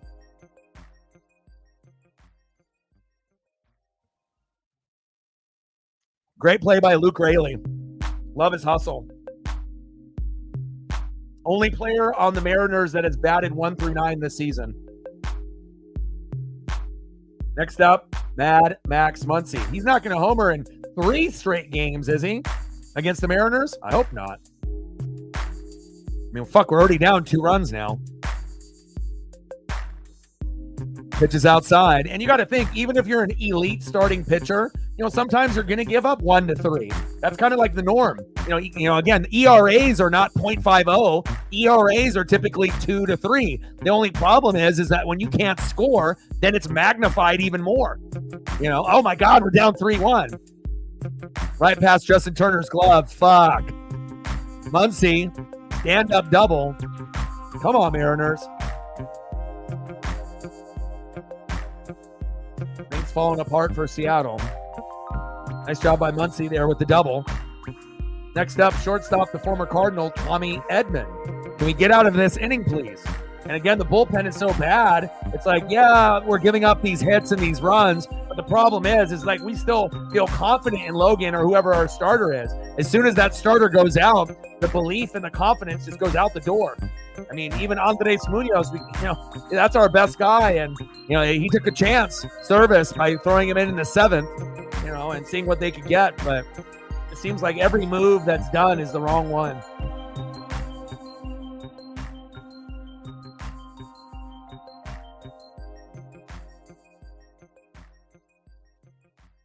Yeah, his strategy is terrible. I honestly think, reflect if you and me manage the team together, we could get way more out of this team than what Scott's doing. And I think a lot of hardcore fans could be in that same exact boat. Some stuff is just common sense. And that's the part that really frustrates Mariner fans the most. It's like the what? Like, you know what I mean? Like, you can even get an occasional watcher that's like, what is he doing? And if you're supposed to be a professional, we expect more, and again, you've only had 1 good year with Dipoto and Service out of 9. It's about time that things have changed, and they're not going to do it in the middle of the season or at the end of the season, or almost at the end of the season. We're going to have to wait to the very end, and then knowing our luck, they'll probably still be back next year. But maybe not making the playoffs after all the pickups that we made. Maybe that will be the final straw. And then Stanton will be like, yeah, all right, Jerry, you suck, but I guess you get to keep your job for at least another year or 2. But we got to get rid of Scott and get someone better. Unless they did the double dip and they fired both at the same time, but I don't think Stanton has that in him, to do both. Even though that probably would be the smartest move, that they could do, to start over clean with two guys and, and have one guy recruit the other. Either get the GM first or, and then try to find a plan, to get two guys on the same page. Even if they're on different organizations and whatnot. Bottom of the fourth, 3-1 Dodgers. Runner at second with 2 outs. 3-2 count from Gilbert to Edman. Yeah, we need that intensity, and that's one thing, Scott. We've seen him get angry and tossed, here and there, but sometimes it just seems like it's forced. It's not really who he is. He just tried to do it to gain that emotion. We need someone that's got that fire in the belly, but it's natural. It's just who they are. Like a Lou Piniella. Big swing and a miss. Like, we don't give a shit if you get ejected and you kick dirt on the ump and pick up first base and fucking throw it and you end up getting suspended for 2 games or whatever. Hell, the Mariner fans would fucking love that. And then we'll have the backup, like Acta, just like hold it down, and then the whole team is fired up or whatever. Like, you need someone like that, but that's the problem. Lou Pinellas are very rare, and then if you're not going to go that type and you're looking for like an old school kind of vet, Bochy, Dusty Baker, they're not available. So, like Bob Melvin, I think to me, might be the best manager on a shitty team. That might be someone that we could maybe get or target, but Mariners are so stupid, they probably wouldn't even look in that direction. But I think Bob Melvin, if you look at like who he is, he's still not like the Lou Piniella, but it would be an upgrade over Scott until we get the right guy. But unless they ended up hiring some coaches from college, which they never do, which doesn't really make any sense. Give me a college World Series champion coach, and then we can bring that, why not bring a guy like that over? But it just doesn't work like that. It's just either you're hired, you're fired, you're hired, you're fired, you're hired, you're fired, and then this is that big circle of just that. So we'll see where it goes. End of the fourth, 3-1 Dodgers. Let's see who's up next here for Seattle.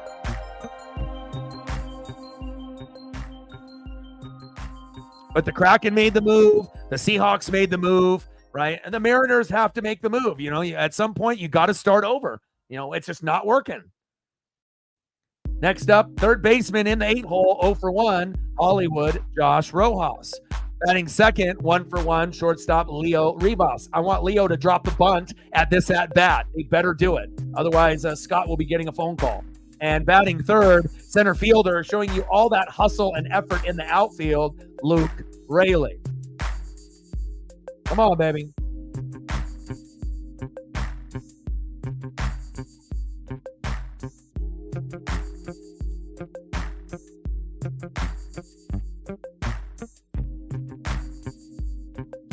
Yeah, I wish Randy would have charged him.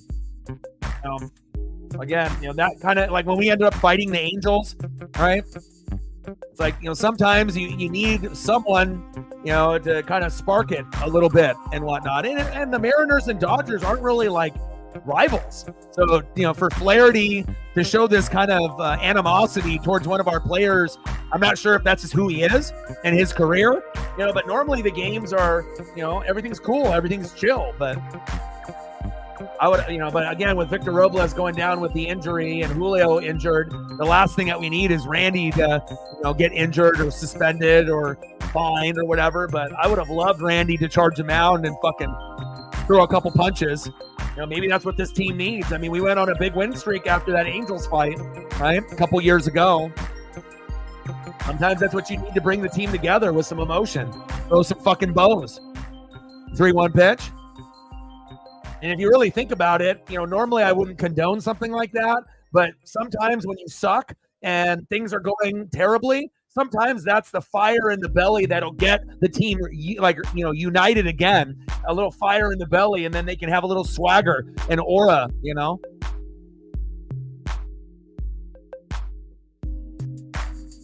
Top of the fifth, 3-1 Dodgers.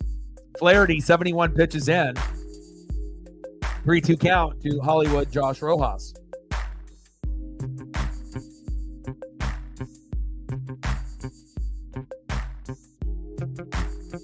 Yeah, well, I'm just saying a lot of the elite managers aren't going to be available. So if I'm looking at like managers that are like, decent, that are maybe on a bad team that might be able to do a little bit more. And again, he's not my ideal replacement, but I think strategy wise, he would be better than Scott. I think that's fair to say, but almost anyone would be, let's be honest. Strategy wise, we got to think Scott is bottom 5, if not the worst. Bring back Lou Piniella. Who cares how old he is? 100% agree.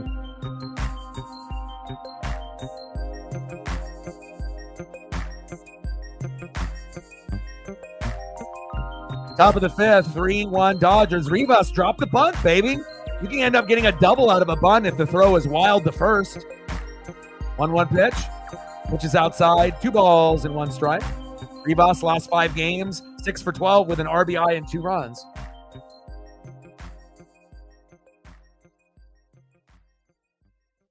Yeah, that's true. Rivas, there we go. Nice job, Leo.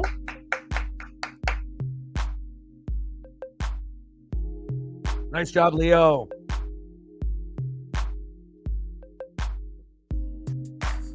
Next up, center fielder Luke Raley, 1 for 2 with a K. Amazing hustle with that grab in the outfield running into the wall, which has been a common theme for Seattle Mariner outfielders this year. And unfortunately, every time we go in the goddamn wall, we get hurt. So we'll see where it goes. Beach ball on the field. Oh, they're throwing a party there in LA. Get it, ball boy. There you go. Yeah, for sure. You know what's crazy? Even Lou at 80, 90, or 100, I think would be better than Scott. And I think others would agree.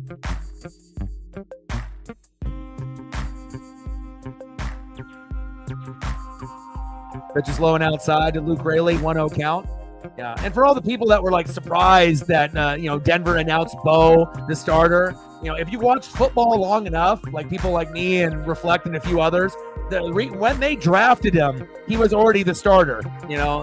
There was no way that you're going to have Stidham or Zach Wilson start over a guy like Bo Nix, who's going to be the best quarterback in this draft class besides Caleb until Penix gets a chance to play. If you ended up starting Stidham or Zach Wilson over Bo, I'll tell you one thing that would have happened. Sean Payton would have been fired. So, again, he's trying to keep his job and get his legacy back to where he was with the Saints, which, he knows it's not going to ever be like that. But, you pick the guy to be the guy, to be like the Baker or Drew Brees type of player that Bo is. So, I already knew that was going to happen long time ago. He's played well. And I'm definitely excited to see where it goes. Now, Denver's still got a long ways to go from making the playoffs. Still got a lot of holes in that lineup. I do like Dulcich at tight end, running backs, wide receivers, O-line, defense, play calling. There's still a lot of issues there, but hopefully in a couple years, maybe you'll be a wild card team. Maybe you can get second to the Chiefs. It'll force out to second. Because we already know with the Chargers, they're not the same team with all of the, pieces not there. Keenan Allen, Eckler, Herbert gets hurt pretty often, and the Chargers usually end up choking, as we get, towards the end of the season. Raiders don't really have enough either. They got Aiden O'Connell and Gardner Minshew, but they got Max Crosby and who else?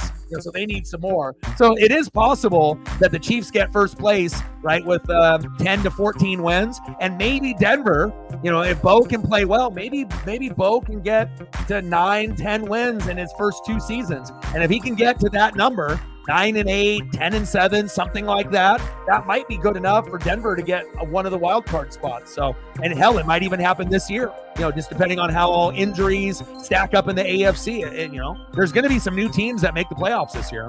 So I still don't think that the team is deep enough to make a deep run, but, I do like what I've seen from Bo and Caleb up to this point. And obviously what I've seen in limited practice with Penix Jr. Top of the 5th, 3-1 Dodgers. Runner at first with 2 outs. Flaherty, 0-2 pitch to Julio. Pitches outside, 1 ball and 2 strikes. Mariners have the day off tomorrow. So we got the Bengals and Colts at 5. But I'm going to do the Bears and Chiefs. It's preseason game number 3, the last one. So you're going to see the starters play some. And we'll do Bears and Chiefs tomorrow at 5. And then obviously after all the games end, then we'll get into the fantasy football league information. Big swing and a miss. Down goes Julio. Now we have to go to the bottom of the 5th, down 3-1.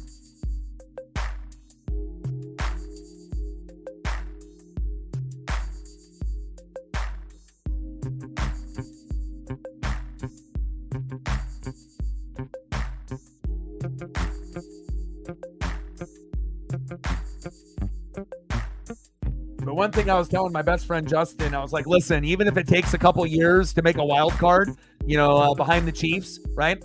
At least you're going to be excited if you're an OG fan of like the Elway era or whatever era you're in with, McCaffrey or TD, pre-Elway, post-Elway, Peyton Manning era. Like, this is the best guy, for the team since we've had Elway and Manning. You're not going to win it with a Trevor Siemian. You're not going to win it with Brock Osweiler. And I kept telling him, I'm like, bro, if you want to be able to be elite and great and make a deep, you've got to have like, a Hall of Fame or a Pro Bowl type of quarterback. These filler guys are not good enough. Even if you have a stacked defense and, a stacked offense, Osweiler and Siemian aren't it. But with Bo, he's the one. And again, I don't know how many years he'll play there, but it just seems like he's got, his head on his shoulders the right type of way. He's fully committed. He's married, so he already has the support of his wife. He's not going to be partying, and I think he's going to give Denver the swagger that we've been waiting for. We've been waiting for them to have a good quarterback to make it fun to watch, just like we were waiting for the Texans and a few of these other teams to get their quarterback after all these years. Davis Mills did pretty good. Boom, here comes CJ Stroud. Now, Houston is a must-see commodity, and in the Super Bowl, we might end up getting a matchup of the A, Detroit Lions, versus B, the Houston Texans, possibly one day, maybe even this year, even though we know the Chiefs and the Niners are always going to be favored, but at some point, you can kind of see like teams on the bubble and on the rise. It wouldn't shock me to see a team like the Texans or the Lions in the AFC NFC championship game, and one or both of those teams playing against each other, or one getting there and the other one just barely missing the big game. But you can tell they're trending in the right direction. They're going to be really fun to watch, both of those teams, let me tell you. Bottom of the fifth, 3-1 Dodgers. Kevin Kiermaier in the box. 0-1 count, pitches low at the knees inside. 1 ball and 1 strike to Kiermaier, the former Royal.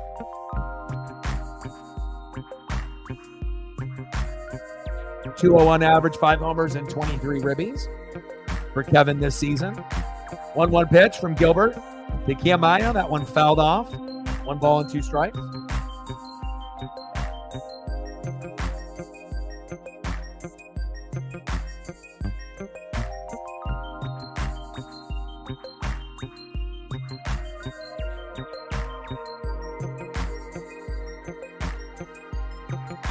Yeah. Also, the Broncos defense hasn't been the same without Von Miller. Let's be honest. You have to have a certain type of player, that kind of sets the tone. And then when they were really, really good, adding that, obviously piece like a DeMarcus Ware, that's what, got them over the top. Having 2 Hall of Fame players balling out at the same time, and then having other guys in the secondary and the D-line and linebackers step up. Turner with a great throw to Gilbert. Always makes me nervous when I see a pitcher try to cover first, but he didn't trip over himself. Nice job, Logan. 1 away. But there's still a lot of holes. But again, there's a lot of holes on the Chargers and Raiders too. Right? Let's be honest. I mean, the Chiefs don't have that many, besides their players getting arrested, so hopefully they can cut back on that. But I guess the Raiders have a problem with players getting arrested. They had an interview with a kid this morning, and he said, what do you think about the Raiders? Kid's like 10, 12 years old with his dad. He says, let's hope that they stop getting arrested. And that might have been the realest shit that I've heard today. Sometimes you got to be able to pick the right type of guys, not just get guys that are athletes, but try to get actually good people, but sometimes the urge to be able to get an amazing athlete, you'll turn a blind eye to some of the bullshit, the extracurriculars. But again, if you are a shady person, eventually your true self will come out and you will get arrested. No doubt about it. You'll get a DUI. You'll get arrested for reckless driving, street racing, gambling, or hanging around the wrong crowd. So we'll see where it goes. But with that being said, the Chiefs don't have too many of those guys, right? And they have enough guys that, they can make up for the guys that get, arrested or they end up getting fucked up. Like, imagine if Kareem Hunt never did what he did. Like, how he could have balled out for the Chiefs. That was a real big missed opportunity for, Lombardis and rings. Kareem Hunt. What could have been? 2-1 pitch to Shohei Ohtani from Gilbert. Pitch is low at the knees. 3 balls and 1 strike. But I guess, Pac-12 fans, we've watched Penix, we've watched Caleb, we've watched Bo, and, they already play like pros in college. So, the transition is going to be a lot smoother than some of these other guys like J.J. McCarthy and Drake May, even if those guys were on different teams. Shohei, line drive to Dominic Canzone. Shohei backs up to first.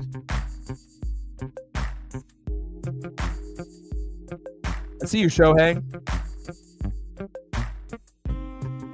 All smiles. Next up for the Dodgers, right fielder, Mookie Betts. 1 for 2 with 2 RBIs to give them that 3-1 lead.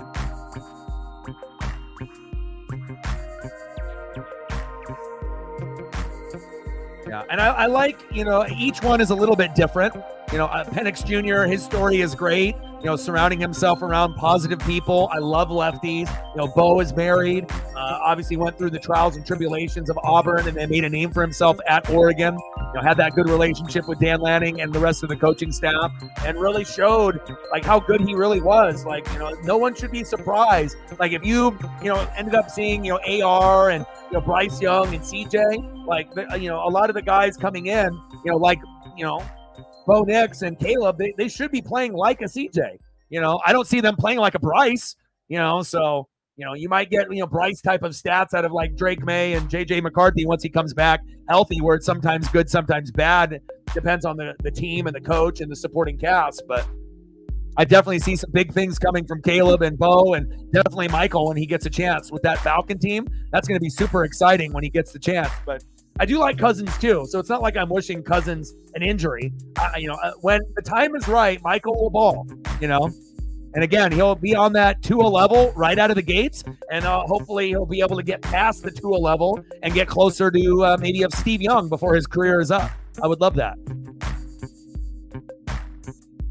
1-0 pitch, and there is no throw to second. Ohtani with the stolen bag. And now he's 1 home run and 1 stolen bag away from the 40-40 club. He's at 39-39. Yeah, it's crazy, man. And it's just the way they play. Caleb has got maybe a little bit more athleticism with the legs.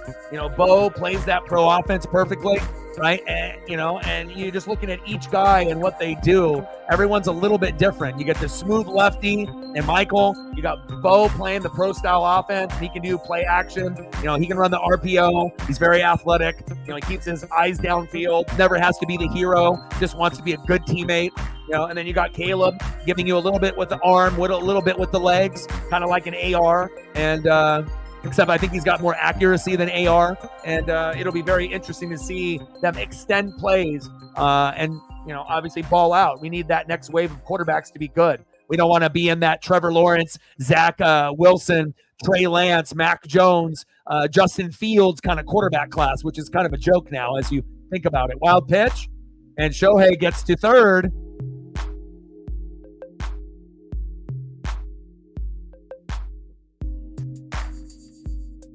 Count is full, 3-2. Yeah, there's definitely going to be growing pains.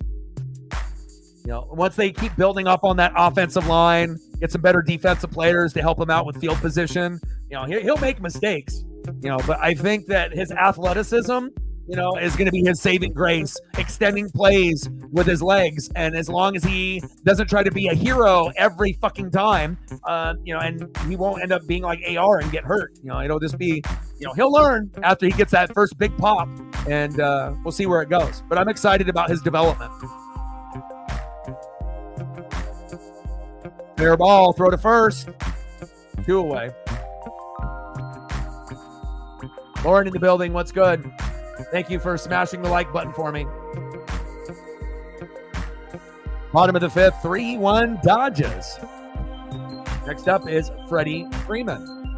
Maybe the most patient major leaguer in the box that I've seen in a long, long time. I mean, we obviously know some of the GOATs that we've been talking about over the past few days with Pete Rose, Charlie Hustle, Tony Gwynn, Ichiro Suzuki, Rod Carew. But Freddie is one of those guys, doesn't strike out too much, and he's always patient in the box. I feel like I see more 3-0, 3-1, 2-0 counts out of him than almost any player in Major League Baseball. And even when he gets down 0-2, it's not like, oh, fuck, I'm out. It's like he can still get hits on 0-2. 0-1 pitch. Pitch is high and inside. 1 ball and 1 strike to Freddie Freeman.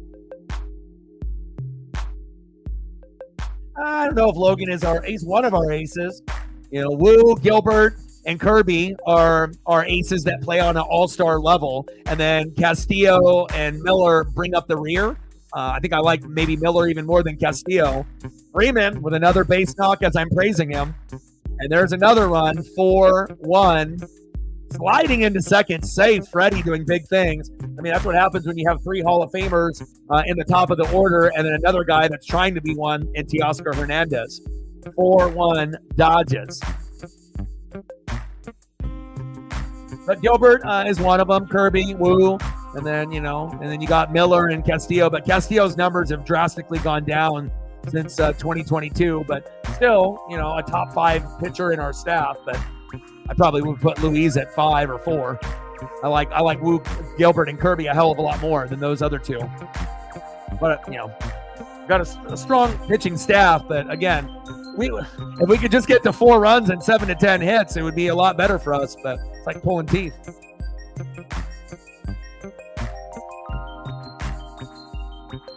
Yeah, but apparently stuff is not good enough if we're down 4-1 and lost 3-0 and lost 6-3. Doesn't make it any easy when you're 30 out of 30 in batting average as a team. But, we can only go up from here at some point. And injuries have been really bad for us this year. We've had more injuries to our star players this year than we've had in the last 2 years combined. So that doesn't make it any easier as well.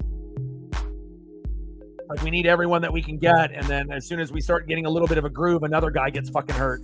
All right, we're at 23. We need 7 more likes to get to 30 for the night. If you haven't smashed the like button yet, please fucking do.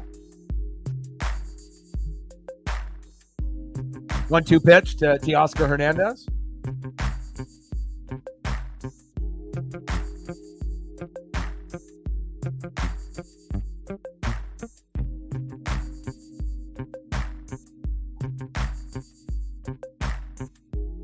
Bullpen injured. Positional players injured. This is terrible, man. Being 10 games above 500 with that big lead on the Astros, fucking disintegrated. It's like Thanos and the Infinity Stones and the Avengers. We had it for a while. Like, oh, we're gonna win that. We're gonna win the division. Oh, we might be able to make a deep run, and then everything just fucking collapsed. But again, I've been watching this team since the mid-'80s, and I know what to expect, from this particular team. But one thing I can say, even though the losses, sting and they hurt, this is the most fun team to watch the Mariners have put out, as far as a product in a long time, at least to me. I like a lot of the guys that we're seeing.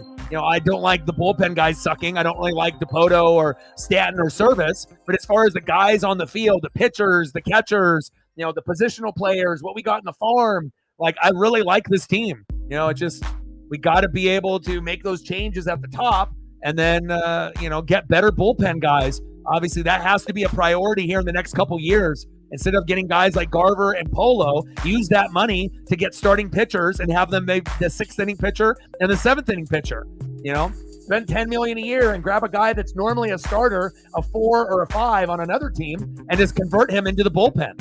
So that way we can have 7, 8 starters, but half of them are starting, and then we have the other half that are in the bullpen and replacing some of the other guys that suck ass, that aren't consistent. So that's money well spent. And then we have plenty of positional players coming in, and we drafted pitcher really heavy this year. So it's not like we really need to be spending money on Polo and Garv, and hopefully that the organization is smart enough to realize that, but I don't think they are. 3-2 pitch to Teoscar. Dribbler towards third, foul. Count is full.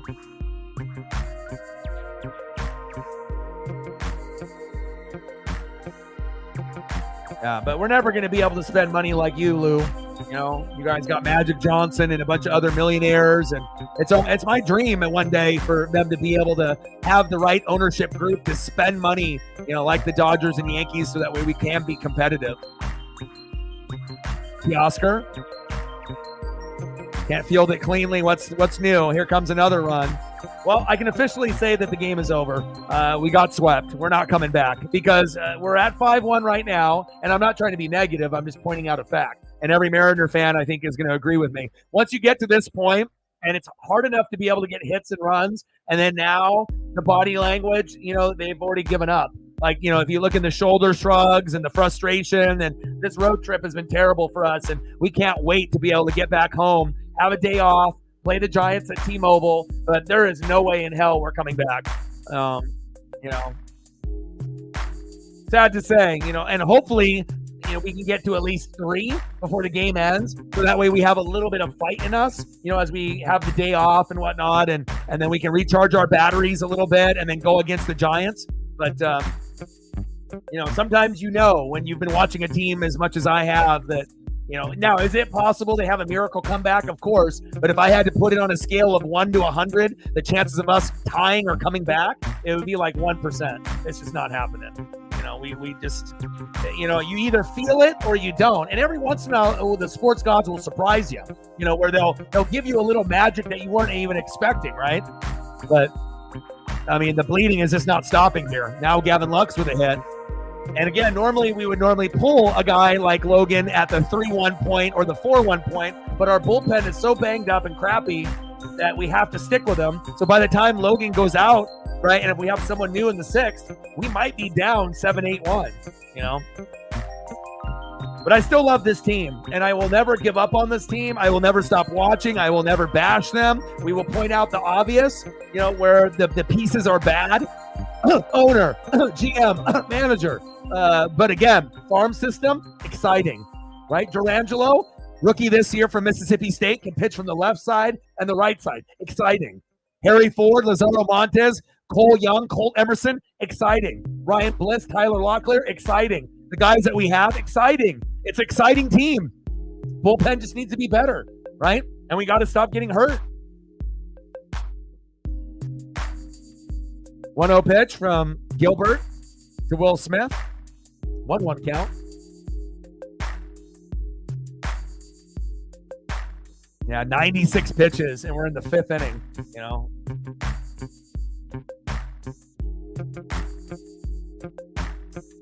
But again, Shohei Ohtani, first ballot Hall of Famer. Mookie Betts, first ballot Hall of Famer. Freddie Freeman, first ballot Hall of Famer. And the way that Teoscar has been playing in his career, he might be that borderline Hall of Fame player or multiple all-star player that will be like fringe, you know, where some people think he might be a Hall of Fame. Some people maybe think maybe not, but close, or maybe he'll have to wait, you know, a few years before actually getting in. But the way that Teoscar's career could possibly go, like if let's say he plays the rest of his career with the Dodgers and ends up winning a couple World Series and he keeps playing on a high level. I mean, he's been good in Toronto. He's been good in Seattle. He's been good in the Dodgers. Won the home run derby in the new rules, even though the new home run derby sucks now. Has been a key component, just like Juan Soto and the Yankees this year. Juan Soto went to the Yankees. You feel different about this Yankee team this season, right? You look at what you end up getting with Teoscar on this team, it feels a little bit more swaggier, where you got Ohtani and everyone's going to talk about him. Betts and Freeman have been there, but Teoscar has been that piece that I don't think Dodger fans knew what they were getting, and they've been pleasantly surprised, and I think that most of them are like, you know what? I want this guy on the team the rest of his career. At least I know that, you know, if I was a Dodger fan like my dad since the 50s, this is exactly a type of piece that I wouldn't want to let go. And us Mariner fans wish we still had him, even though we knew we couldn't afford him and we knew he was leaving. So more valuable than Eugenio Suarez or Jared Kelenic, in my opinion. 3-2 pitch, even though I did like Eugenio Suarez's good vibes. And that is a walk. Unbelievable.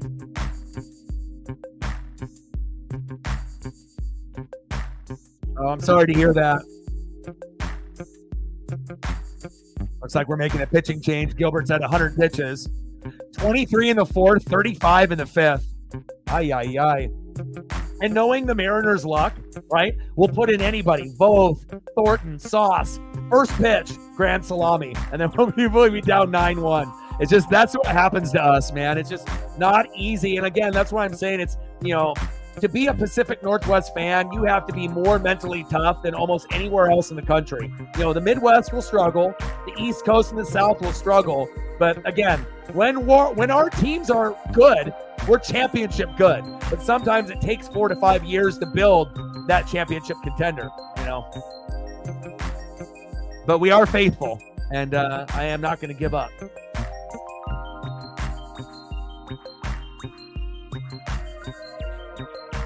All right. Talk to you later. Go Avs. Anything else that you want to see before you go, Megan? If there's something that you want to see, just comment below. Let me know. Bottom of the 5th, 5-1 Dodgers. Hopefully we have some kind of miracle.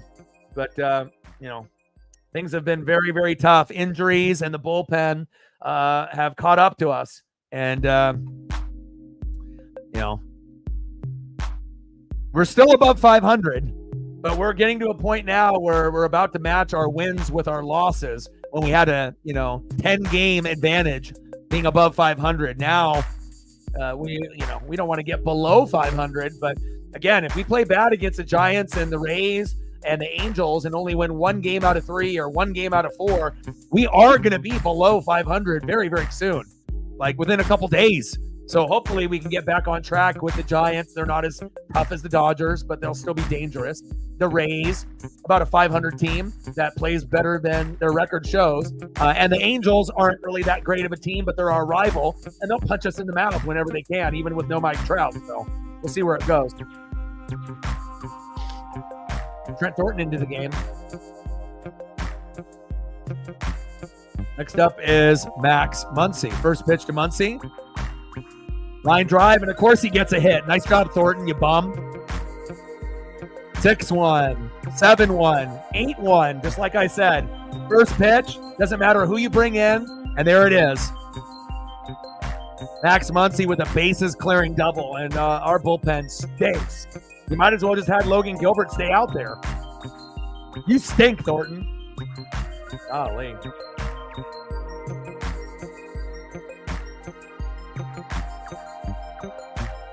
Someone save us, golly.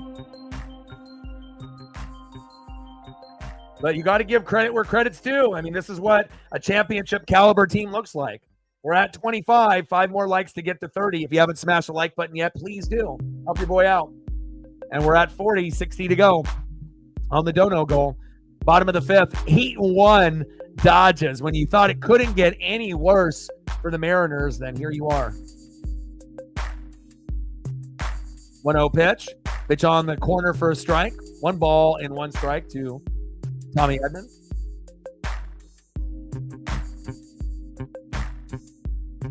Yeah, Captain Oreo, I mean, it's tough, man. When did you start watching the Mariners? What year?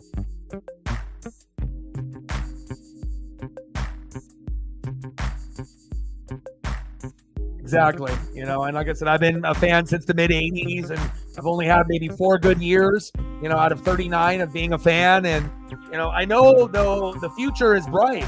In these next 20 years, we're going to have more winning seasons than we ever have in our team's existence.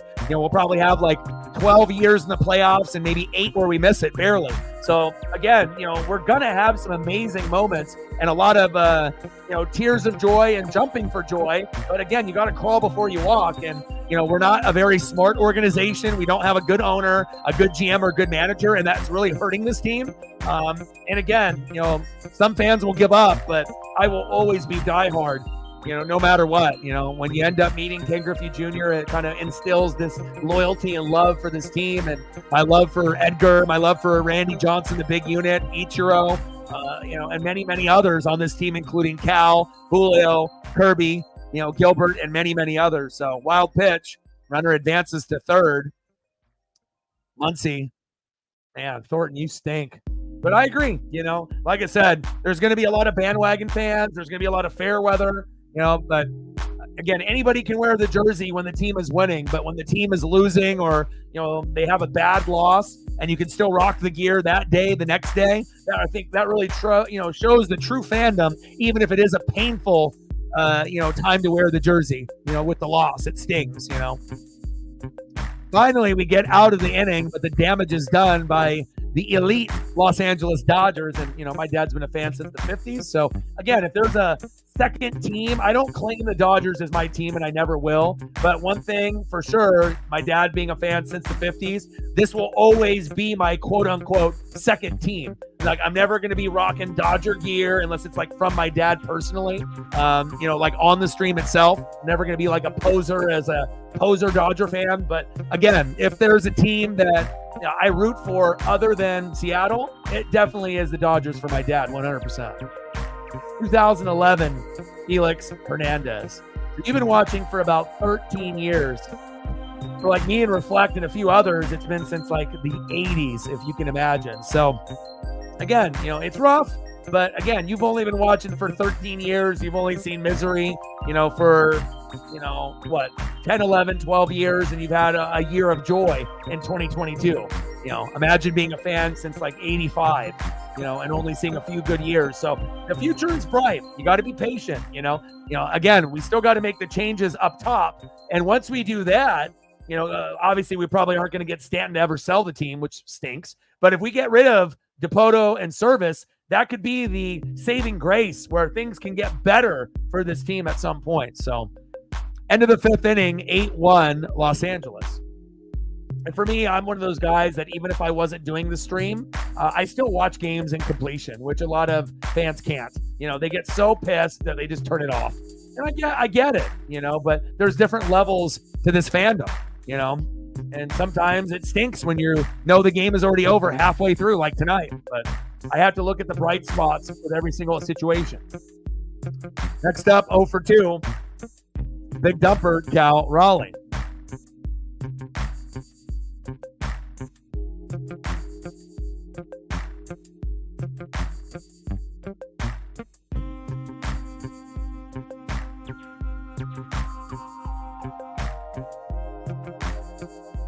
Teoscar trying to smooth it down and calm Randy down, but it's not like Teoscar and Randy have beef. If the pitcher starts chirping at you, Flaherty, what are you supposed to do? Pitches outside from Flaherty to Raleigh, 1-0 count. But again, when the team stinks and then they end up getting good, like, can you imagine what the vibes are going to be like when the Mariners, like, make the ALCS or make a World Series and then let alone win one? Like, it's just going to be fucking pandemonium. It's going to be bonkers. Like, I live in Oregon, and I'm about 3 hours and 30 minutes away from Seattle. I would be going to the parade. Like, I would make sure that I'm up there, like 100%. There is no ifs, ands, or buts, regardless of schedule. I'm up there. And, hopefully one day that'll be something that happens before I die. Top of the sixth, 8-1 Dodgers, and I really think it will. I think the Mariners will be able to win one before I'm gone. And, same thing goes for the Oregon Ducks. I need to see them win one before I'm gone as well. And maybe it'll happen this year or very soon. We believe in Dan Lanning. Top of the sixth, 8-1 Dodgers. Runner at first, 0-1 count for Randy Arozarena. We'll see what happens here. If Flaherty hits him, it might start a fight. Pitches outside, 1 ball and 1 strike. But, things could get out of control right here. It really depends if Flaherty, in his possible last inning, wants to be an asshole and hit Randy, and maybe Randy will charge the mound, or if he'll just be normal and pitch the game. But so far in this first 3 pitches, it's a 2-1 count. Nothing has been inside. Everything has been outside to Randy. But again, that'll all change with 1 pitch if he beans him again.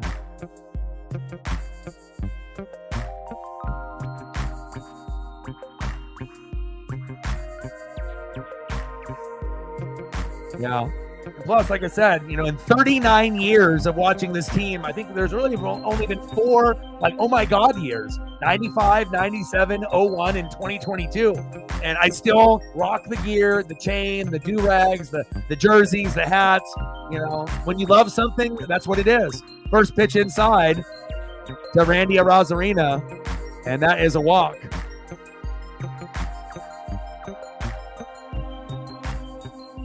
Oh, good. That's good news for you guys.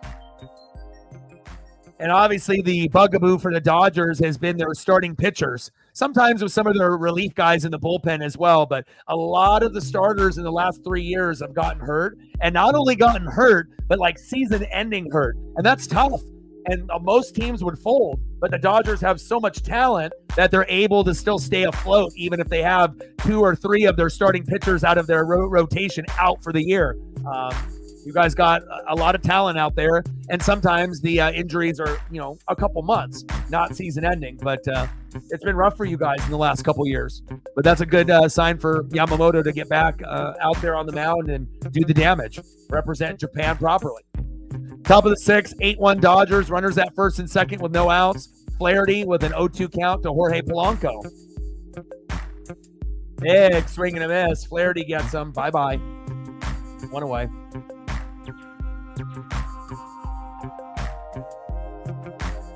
Nice job by Jack. 9-5 record with a 3.06 ERA. We knew it wasn't going to be easy, but like I said, body language tells a story. And I can tell when the team is locked in or when they've given up. Pitch inside to Justin Turner, tried to jam him. Almost hit him. 0-1 count.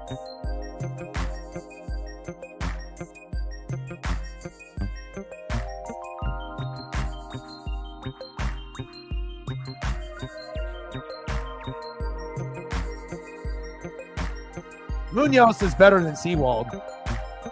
It's not like Sewald has been great for the Diamondbacks. Look at his stats. There was one point where he got benched, and look at him when, he went to the Diamondbacks and played in the World Series. Did he do good? No, he got fucked up. And then he ended up being the, guy that ended up costing them the game, towards the end. So, Sewald still has talent, but he ain't better than Munoz. I mean, do I still wish Sewald was here? Yeah, but he ain't better than Munoz, bro. And even Munoz is going to have his struggles, hell, Service put him in the fucking 7th. Next up is Dominic Canzone. Even Diaz that we had before Munoz that went to the Mets is better than Sewald, but he's had his personal struggles as well. He's gotten hurt, and his location and speed haven't been as what they were when he was on Seattle. But we've kind of always been known for pretty good closers. They might not be Mariano Rivera, but who is? Big swing and a miss on a pitch low and outside. 1 ball and 1 strike to Dominic Canzone. Come on, Dom. And a lot of times with me watching games that I know that we've lost already, I want to see effort. And that really says a lot about a person's character when the game is over. Who's still trying? There we go. Gavin Lux with an error. Here we go. Now we got bases loaded with 2 outs. Can we do something here? Oh, yeah. Service has been checked out for years. How can you and DePoto have a job for 9 years to make the playoffs once, and then Stanton's like, you know what? This is perfect. We don't got to do shit. We're just going to get 54% effort or less. I'm going to make a shitload of money, and I'm going to keep, profiting off the fans. Well, there goes Flaherty. But the damage is already done. We're down 7. But if we can end up getting a big RBI here, a bases clearing double or grand salami, we're still lost. But it still would make the game at least interesting the rest of the way. 8-4 or 8-5. All right, Rally Moose's time. Rally Moose time. Like, sub, donate, comment, share. But I'll support this team and to the very, even if the team went 0-162, I'm still dressing up and rocking the gear. I'm just built different. Now, we know that will never happen. You're not going to be that bad. Hopefully we never get to the point where we're White Sox bad either. But I don't think we will. We just have to go through these trials and tribulations and understand what our weaknesses are besides, GM and manager. Hell, put the Mariner Moose out there. He could probably do better.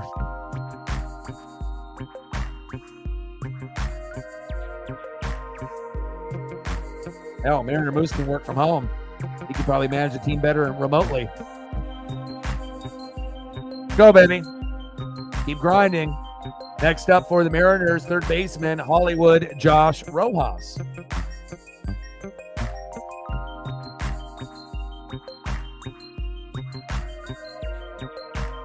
Yeah, unfortunately, he's getting a big fat paycheck. He ain't walking away from millions of dollars, my guy.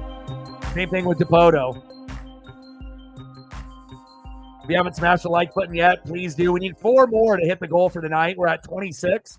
So for Steven, Lauren, and a few of y'all, if you haven't done it yet, please do. Now we're at 27. We need 3 more before the stream ends to get to 30, and hopefully we can get somewhere between 30 and 40 before the game is over.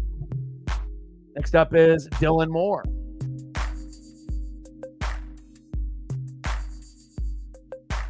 Dylan Moore pinch hitting for Rojas. Banda coming in for Flaherty.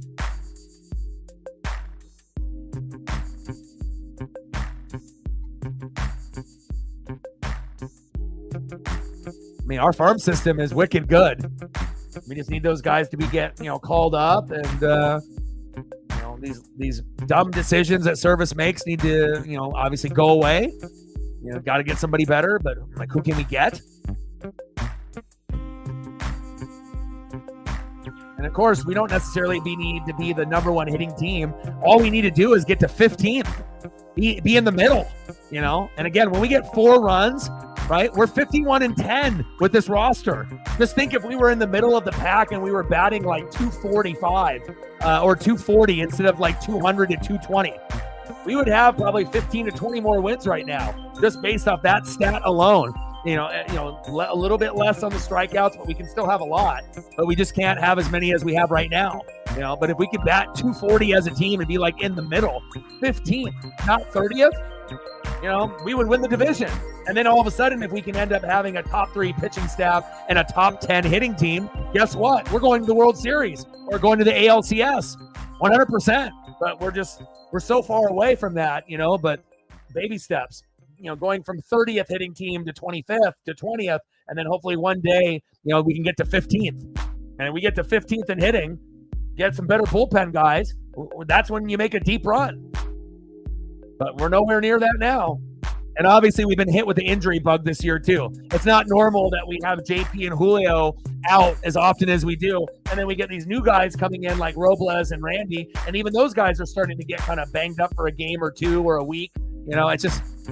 It hasn't been our year. No Matt Brash all year. We normally have had him. So, like, everything is compounding, and it hurts, We want the bleeding to stop. Top of the 6, 8-2, Dodgers. And we'll take a freebie. Moore walked. Raleigh scored. Canzone to second. Arazarena to third. So we're down 6 now. So we'll take that.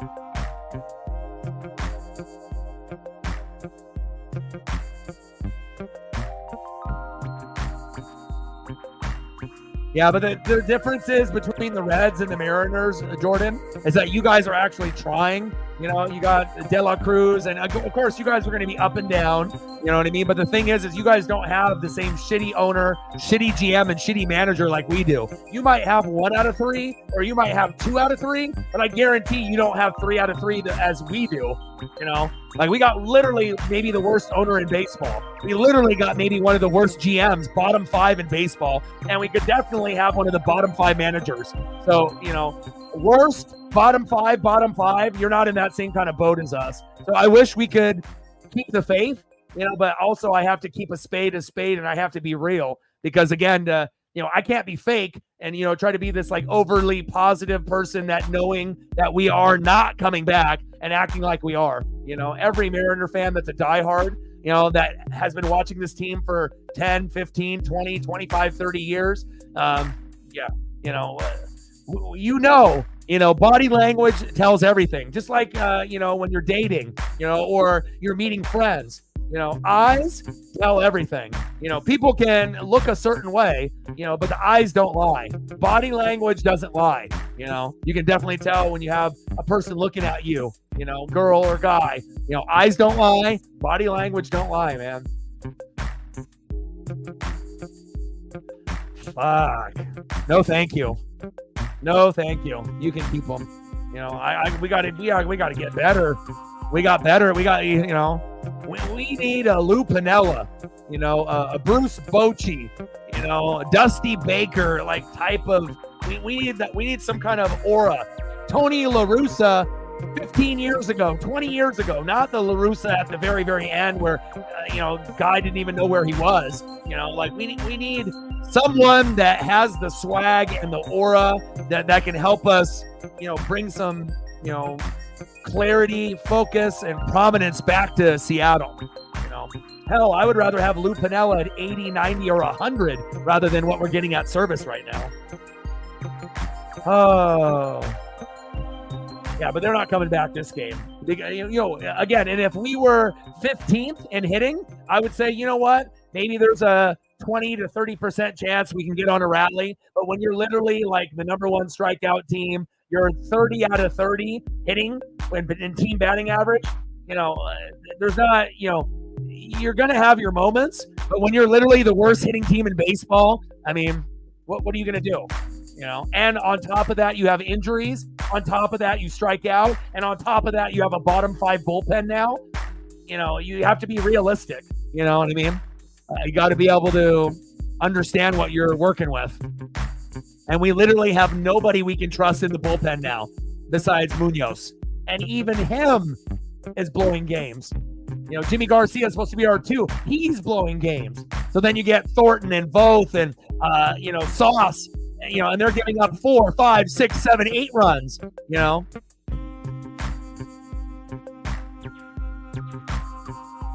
Wow, Kiermaier going for a fucking triple. That's when you know the game is over.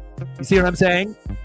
Effort is everything. And you're going to let Kiermaier, right, in the 9 hole get a fucking triple like Ohtani earlier in the series? Are you kidding me? That's when you know that they're thinking about dinner, drinks, getting the hell out of Los Angeles, having the day off, and then playing the Giants. Like everyone is mentally checked out. Besides, maybe some people here in the room. But again, I don't get upset and flustered like a lot of Mariner fans or Seattle Mariner content creators that just want to say the same thing over and over and over. The next 20 years are going to be the best years of Mariner fans' lives. We're going to have probably 12 years in the playoffs, maybe 8 years where we barely miss it, but that's going to be a lot better than my 39 years of only having 4 good seasons. So, again, the future is bright. Be patient. Hell, if I can be patient, and I've watched for 39 years and I've had 4 good years, hell, I hope that if you've been watching for only 10 or 15, you can pump the brakes a little bit and have a little bit of patience, because if I can have it, surely you can have it if you've only been watching for 5, 10, or 15. Shit will get better. It just might not be this year. And it sucks because, we had that moment where we had that 10-game lead where not only did it look like we were going to make the playoffs, it looked like we were going to win the AL West, and it looked like we were going to make a run. Maybe not to the ALCS, but ALDS, maybe win a series, maybe not. Maybe win the first one, maybe lose the second. But, it prepares you and lets you understand what is holding us back. Stanton, Dipoto, service, injuries, bullpen, city hitting. We need a better batting coach like Ichiro or Griffey, Edgar. We need a lot. Even though I like this roster, this is a fun roster to watch, top to bottom, besides the bullpen. They're not fun to watch. Everyone else is fun besides them. So, yep. And again, small market teams, right? Sometimes it takes a while, but again, I don't think Mariner fans were anticipating us, striking out the most and being 30 out of 30 in team batting average. But if you actually went back as a hardcore fan and looked at the stat graphs, we've been batting 200 to 220 the last 2 years, now the last 3. So it's no surprise. It's just that we weren't dead last in 2022 or in 2023. But we always have been batting 200 to 220. But in 2022 and 2023, it was closer to 220, 230. This year, it's closer to 200. That's the difference. When you're just at 200 instead of being at 220, 230 the last 2 years.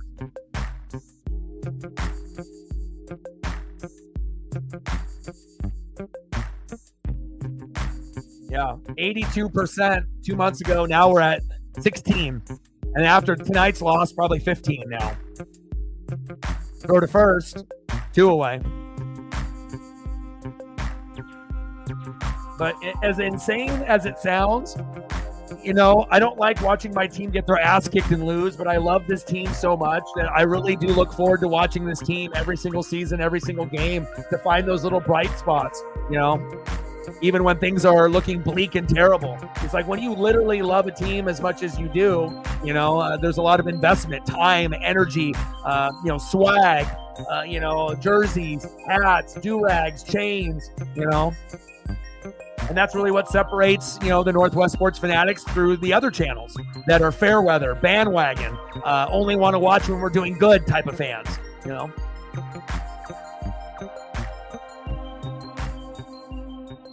Freddie Freeman fouled that one off, 0-2. Absolutely.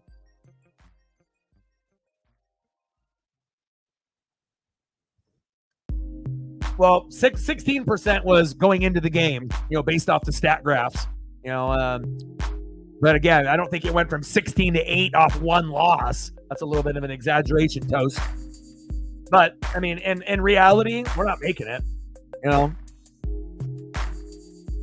All right, end of the sixth, 8-2, Los Angeles. But, if the Astros, have a few injuries and they start hitting a wall and they start losing, by default, if we just stay afloat, we might be able to, get that last spot. But a lot would have to happen. Like the Astros would have to have some of their big name guys go down. Pena, Altuve, Bregman, somebody, the big name, Yordan Alvarez starting pitching, like something would have to be really significant, season-ending injuries. And if they had a couple of those and then they went on a losing streak, and then we started winning, then we would catch up in the division, but that might be the only way the Mariners have a path to the wild card.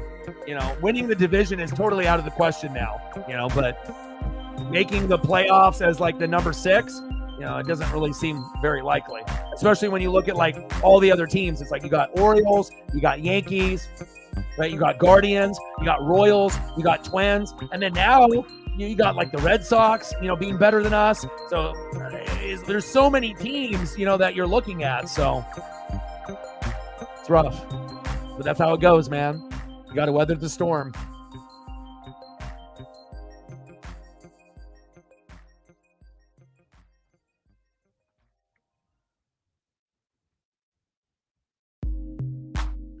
All right, let's see who's up next here in the top of the 7th. But, I mean, it does get frustrating, seeing the talent that we have and then us playing so well and then seeing it fucking fall apart right in front of our very eyes. But again, injuries in the bullpen have really been the death of us. If we didn't have the injuries and we didn't have the bullpen problems, we still would be, 5, 6, 7 wins better than what we're at right now, at least. Next up, 1 for 3 with a K, center fielder for Victor Robles, who coincidentally got hurt running into the wall like Julio, Luke Raley. Batting second, DHing for Seattle, Julio Rodriguez still has a high ankle sprain, can't play center field. And batting third, the best player on the Mariners this year, catcher, big dumper, Cal Raleigh.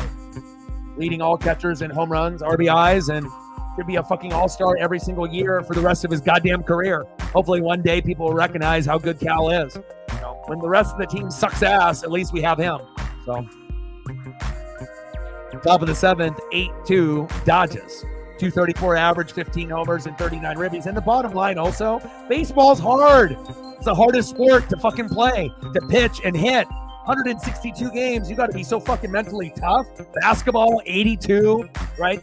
Football, you're looking at 11, 12, 13 in college, 17, 18, 19, 20 if you make the Super Bowl, not 162.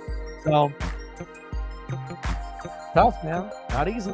We're at 40, 60 to go. 1-2 pitch from Banda to Raley. And down goes Luke. 1 away.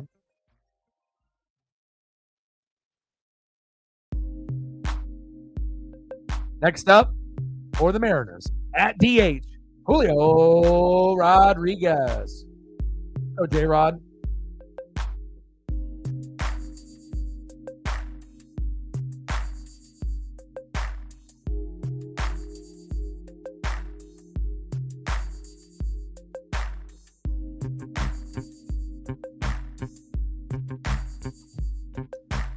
0 for 3 with a strikeout in the 5th, and it really all started when Julio and JP got hurt. And then from there, we ended up getting, Victor Robles and Randy Arozarena, Turner, Chagua, Jimmy Garcia, and we ended up getting Randy and Justin Turner, which was probably a surprise for a lot of us Mariner fans because a lot of times Stanton, DePoto, and Service do absolutely fucking nothing, or they get even shittier players than that. Little dribbler, throw to first, 2 away, down goes Julio. But then now the bullpen falling apart and more injuries other than just Julio and JP. And it's hard, man. It's tough.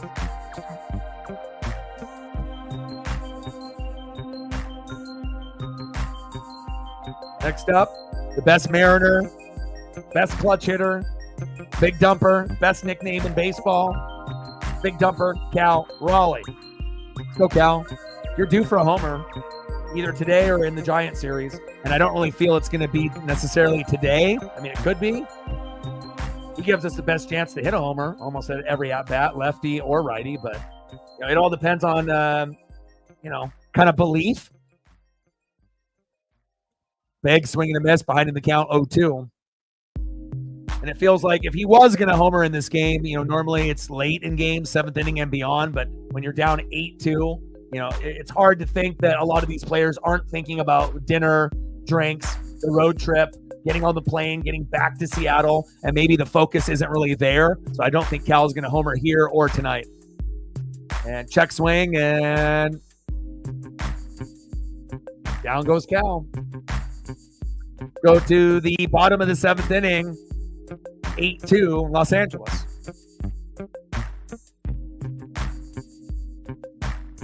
This is what a championship caliber team looks like. And hopefully one day we'll be like the Yankees and the Dodgers. It's a dream.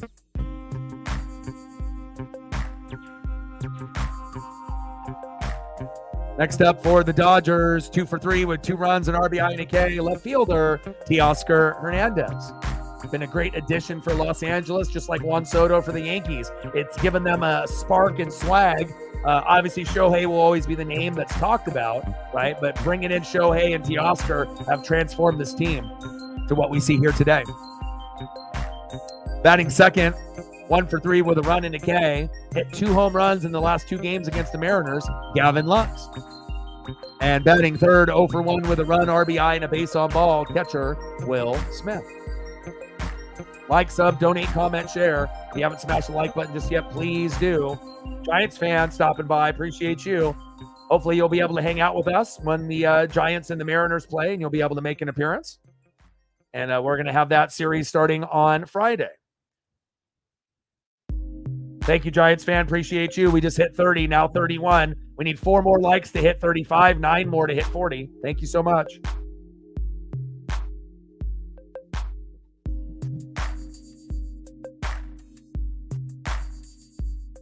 Well, of course, man. I'm the only one that does pretty much every game on YouTube. I'm going to be known as like the everyday streamer for the Seattle Mariners and the Oregon Ducks, as well as the Seattle Kraken and a lot of other events, WWE PLEs every month, pay-per-views, as well as NFL reaction videos, college football reaction videos, and live streams. So, sometimes you got to be able to, share the misery together, But one thing is for sure, I'll be more positive than any other Seattle Mariner content creator on planet Earth, 100%, because 99% of the content creators are overly negative, and that's why I usually don't vibe with them. I can't follow a lot of their pages on Instagram or Twitter/X or their channels. It's just way too negative. I would love to collab, but if you're just going to talk shit, nonstop, even when we're doing good, what's the point? You're too negative. You're too fake. You're beating a dead horse. There are some positives, like the farm system, the starting pitching, the overall roster, and if you can't acknowledge that, there's never going to be a collab. So, I'm always going to call a spade, and I'm going to call out bullshit that needs to be called out. But we also have to praise the good shit. And another thing, a lot of Seattle Mariner content creators will shit on the other team, just like any other, fan base that, has a streamer that does something on YouTube. They never give credit to the other team, the other pitcher, the other great players. They always have to talk shit, and that gets annoying. It's nice to be able to acknowledge greatness wherever it is, if it's on your team or if it's on the other. And I feel like I'm one of the only ones that does that as well. So, and it's not like a gimmick, it's just who I am. I appreciate greatness regardless of, where it's at. Bottom of the 7th, 8-2, Los Angeles. I appreciate that. I mean, someone's got to be able to, make it fun to be able to watch games when things are tough or when things are good. You got to be able to go full spectrum. It's not always going to be peaches and cream, and we're going to end up being 100 to 120 win team every year. And again, I feel I'm the perfect person to be able to lead the charge. Especially if I've been a hardcore fan for almost 40 years, even though I look young. I've had maybe 4 good years out of like 40. So that's like 1 good year out of every 10. I mean, and obviously a lot of the years were back when Griffey played. 95, 97, 2001, 20-year gap. And then obviously Cal Raleigh in 2022. But it's going to be good moving forward. Next 20 years, we should have 12 years of playoffs, 8 years where we barely miss it. That's a lot better than the previous 40, So, again, just be thankful we're at this point and moving forward, not where where I was back when I was a kid and where I'm at now. So, Lux, Rivas, throw to first, 2 away. Good defense there by Leo Rivas. And then on top of that, I got the great, team history and baseball history, with my dad, being a Dodger fan, since the 50s. And if you're talking about Fanatics, my dad watches every single game. Think about, sports dads. Do you know a sports dad or a grandpa or an uncle that watches every fucking game? They're hard to find. You don't really find them that often anymore. I mean, there's always going to be OGs that are out there, like maybe like an L.A. Lou that's in the room, but, there's not very many of them out there that watch every single game. I mean, I get it. Some people are married, they have other jobs, responsibilities, but again, my dad will go out of his way and at least try to be able to watch every single game. It's just about the love and passion, for Sandy Koufax, Don Drysdale, Duke Snyder, and all the rest, and having that, carry over to Oral Hershiser, Kurt Gibson, Hideo Nomo, and obviously Clayton Kershaw on this current roster. So,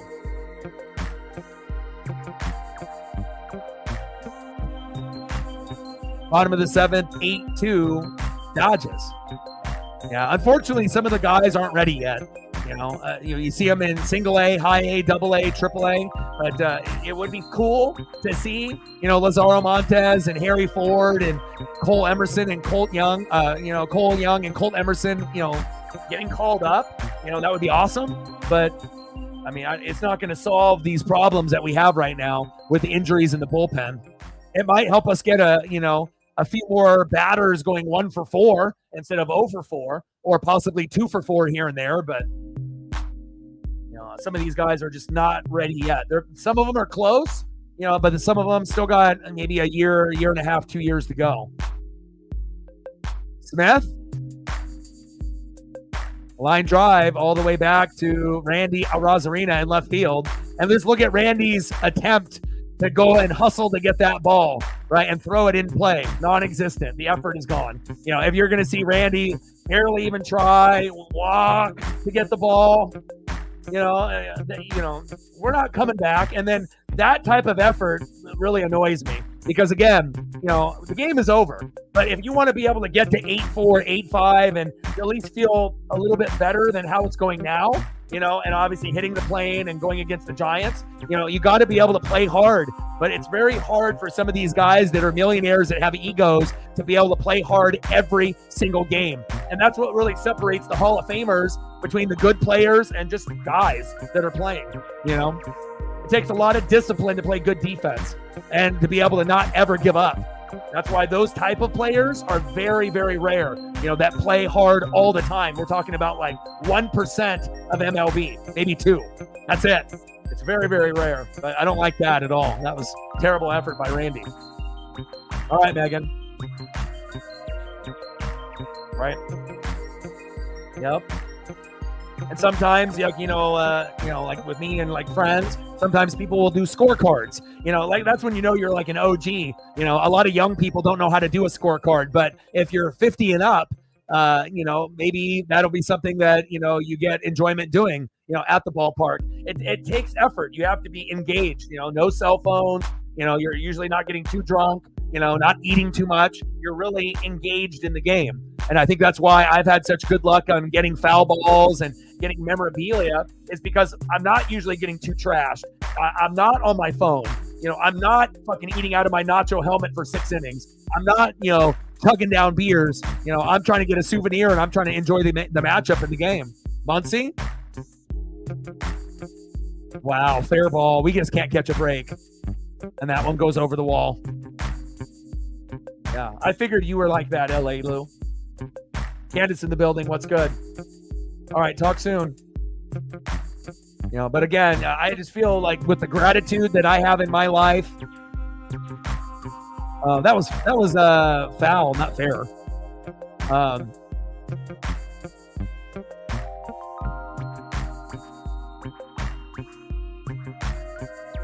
And he gives the ball to the girl.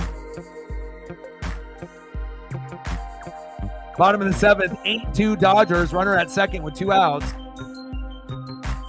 0-2 count from JT Chagua and Max Muncy. Great mustache by the ball boy. Except he's like a ball man. Muncy. Almost in the same spot, about 5 rows back. And you got about 10 fans coming in for a ball there. Everybody loves those Dodger foul balls.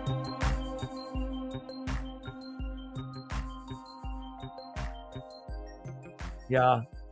I appreciate people like you, Lou. You're like my dad, and again, I'm trying to be able to show the younger generation, what type of, capacity you have to be in mental health wise. And as far as a fan and being a fanatic, I mean, when we're Northwest sports fanatics, that's not a gimmick. That, it is a lifestyle. It's not, just a part of who we are. Again, it kind of takes over of, certain characteristics of our life.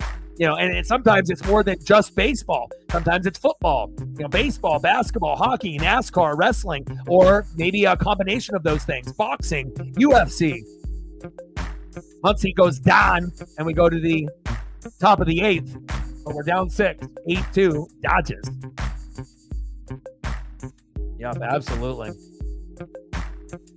And again, when I was a little kid, I appreciated baseball, but I also feel as you get older and you go to games with family and friends, I feel it's one of those things. I think it's like when you turn 30 or 40, you still love football, and you're going to have love for the NFL and college football for some people, right? But I feel like if you had baseball on the back burner as being maybe your 3rd favorite or 4th favorite, it kind of starts surging ahead as being like one of your favorite things. Like going to the ballpark for me, besides going to like an Oregon Duck game at Autzen and sitting in the first 20 rows or sitting in the front row, 5th row, like obviously it's a different vibe, a different energy when I watch college football if I'm going to a Duck game. But, the fan base for the Mariners and being able to vibe with fans and interact and trying to get a foul ball, it's a different type of vibe, but I mean, I love it. And again, it's way better than going to like a Blazer game or like a basketball game, in my opinion. NFL games are great, like going obviously to see the Seahawks or who they're playing is always a lot of fun as well. I haven't gone to a Kraken game, but I like the energy at Climate Pledge, and I hope to go to a Kraken game very, very soon, maybe even this season. If I can convince my buddy Justin to go up there, he's never been there either. And then we can both obviously, kind of pop the cherry for the Seattle Kraken and go up there. I would love that. But it's just nice to be able to be loyal. I mean, again, these bandwagon fans, that are like, I'm, Lakers, Dodgers, Patriots, or whatever it was at that particular time, Golden State Warriors, these guys, you can rock the jerseys and you can, pretend to be like a winner, every single year, but it doesn't mean anything. You almost go numb to it because you're winning all the time and you don't know what it's like to lose, but for real fans that lose, and then they have to build for 4 or 5 years, and then they finally get good, and then they win the championship, or they get to the championship and lose, it means a lot more for us that are in that boat rather than people that are fake and that are bandwagon. And there's a lot of fakes out there. Let me tell you. Bottom of the 8th, 8-2 Dodgers. Next up, Randy Arozarena. Randy, little slow roll dribbler out to Mookie Betts. There we go. And that makes up for that shitty-ass attempt to play defense in left field. You know, I mean, it doesn't make up for it fully, but at least a little bit. Nice job, Randy. Next up for the Mariners, second baseman, Jorge Polanco. I mean, best case scenario, if we don't make the playoffs and they fire Dipoto and Service, then it was a successful year. You know what I'm saying? If we don't make it and they fired those two or at least Service, then it's a success. But if we don't make the playoffs and nothing changes, oh, man, you know, then we just got to hope that the farm and the bullpen and the injuries go away, and then we can get it done with who we have to work with, you know, with Dipoto and Service. So,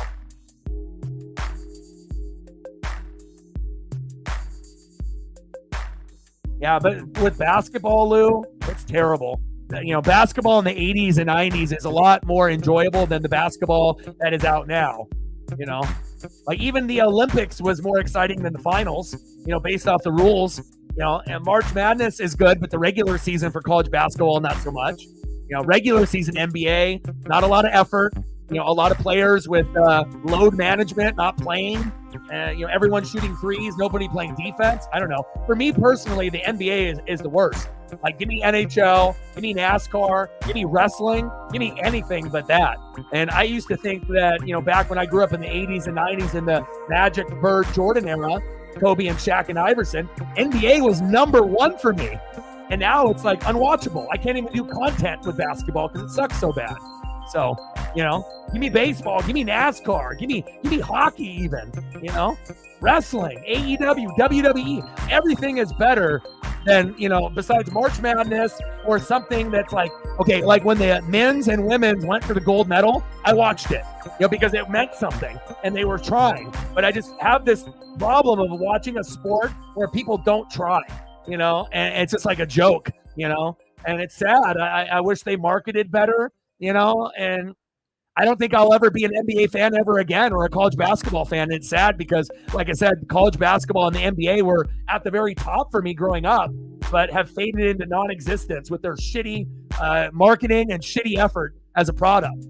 But at least it gives me more love to NASCAR, more attention to NHL, and more love to baseball because those deserve the attention, right? And again, you know, you might be a diehard NBA or college basketball fan. I mean, good for you, for people out there that love it, you know, but for a lot of us, you know, it's very hard to watch. I mean, unless you're a fan of like Giannis and Dame and you're like a Bucks fan, or if you're like a Laker fan and you got LeBron to look forward to, or you got Steph Curry, you know, and Draymond to look forward to like that, you know, or Boston with like Tatum and Brown, you know, then maybe if you are one of those small percentage fans, bandwagon, that like one of those 4 or 5 teams, fine. But if you're not, then you're, you know, in the same boat as everyone else as watching a shitty product. JT, line drive to right field, 1 away. Runners at first and third with 1 out. And I wish basketball was good. I would love to be able to stream NBA and college hoops, you know, add that to the repertoire, you know, but again, it's just, if it's so bad where it's like like even if people paid me to do basketball, I wouldn't do it. That's how bad it is. If people would be like, we'll give you $100 in donos every night, you know, just to do the game, I still wouldn't do it.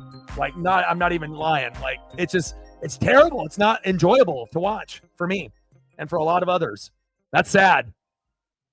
Give me NASCAR, give me NHL, give me baseball, baby. Give me wrestling. Bottom of the 8th, 8-2 Dodgers. Runners on the corners at first and third with 1 out. Next up is Dominic Canzone. 202 average, 8 homers and 16 ribbies in 2024. I mean, I just speak the truth. Pitches inside, 1 ball and 1 strike. Now, I can go to the Blazer games and have a good time, whether I drink or I don't drink, and I can, vibe with the fans. I can find a kid that's sitting close by and buy them a gift, and that'll make my night and make their night. And I can enjoy, high-fiving and cheering for a shitty team in the Blazers, regardless if they have Dame or not, but watching it on TV, not going to happen. There we go. Randy legging it out, finally showing a little bit of effort. 8-3 Dodgers. Yeah. Even in the college scene, the women's game was better than the men's the last 2 years. With Caitlin Clark and Angel Reese and some of these names where you might not really give a shit, but as far as like entertainment purposes, like they were funner to keep an eye on and to keep up with than any man that was playing in college hoops. Like they had a few guys that were kind of noteworthy, but not as popular as those ladies. Throw to first, safe. Brandon in the building, what's good? I mean, I don't speak lies on this channel. I speak the truth. Just whether people want to accept it or not. And again, for those small percentage that are bandwagon, on those 4 teams in the NBA that are actually watchable, that have superstars on it, but a lot of fans aren't, Or if you're like a Maverick fan and you like Luka and Kyrie, yeah, I can understand why you would like basketball if every night you had Luka to look forward to getting a triple-double. But guess what? Not everyone's got a fucking Luka on the team to look forward to watching, And Luka sucks at defense, and he got exposed in the finals, so he's a great shooter. He can win scoring titles, but he can't play D.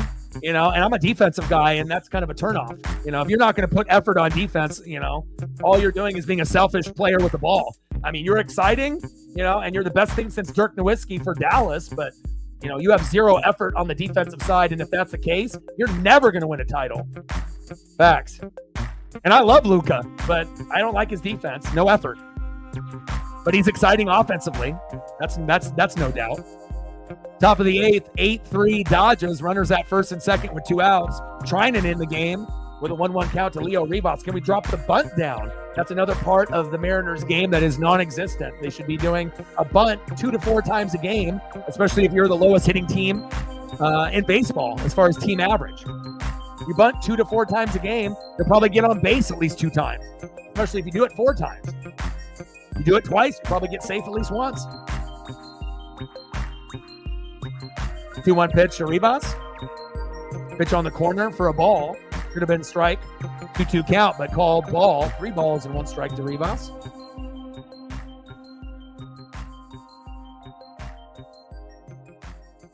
But even though the losses sting and the bullpen stinks and when the injuries fucking suck, I really enjoy watching this team. Like I said, I've gone through the Griffey era. I've seen Ken Griffey Jr. I've seen Edgar Martinez. I've seen Randy Johnson. I've seen Ichiro.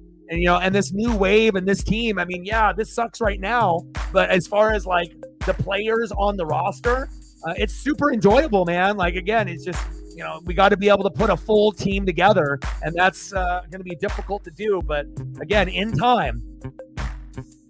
3-2 pitch. Little dribbler. Throw to first. And we'll leave 2 stranded. Now it's 8-3. So at least, I mean, could be worse. 8-0, right? All right, let's see who's up here next for the Dodgers. But also, too, I do these streams, for obviously this is my dream. I did a lot of sacrifice. I've been doing this for 12 years, 8 years on YouTube, 4 years on like Facebook and other platforms, but 12 years total, and not only to be able to work hard, and I've been full-time for 3, but to be able to talk about mental health, and being able to help people along the way. That's really the legacy. I want to be able to leave a legacy behind with my voice and my content, but if I can help, many, many people throughout this journey, because it's not like I'm ever going to quit doing this. This is going to be what I do until I die. And the more people that I can help as we get bigger and bigger and bigger, you're not going to be able to go to the grave, with stacks on stacks, with the cars or houses, but you will be known and remembered for how you made people feel. And if I can make people feel good, I can help people get back on track that have depression, anxiety, or addiction. and we can come together with something, as common as sports, and life. This is the goal, and again, obviously, as we're along for the ride, we want the teams to play well, but again, we have to go through the ups and downs to be able to get to the promised land. And right now we're in a moment where we're in the down, but we will be able to get to the top of the mountain. It's just not going to be today.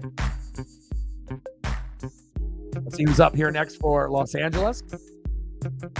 Next up for Los Angeles, shortstop, 0 for 3 with 2 Ks, Tommy Edman. And hopefully, as he gets a few more games under his belt, we'll have some good Dodger photos that I can throw up instead of this one on the Cardinals. Batting second, center fielder, former Royal, Kevin Kiermaier. And batting third, it's the GOAT, best player in baseball, not named Aaron Judge, Shohei Ohtani. Now we got Troy Taylor coming in, one of our newbies. He's got some good heat.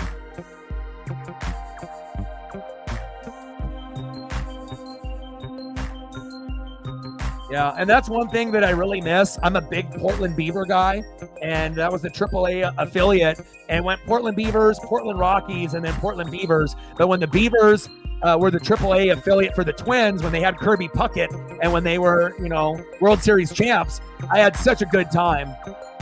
Shitty defense there by Polo.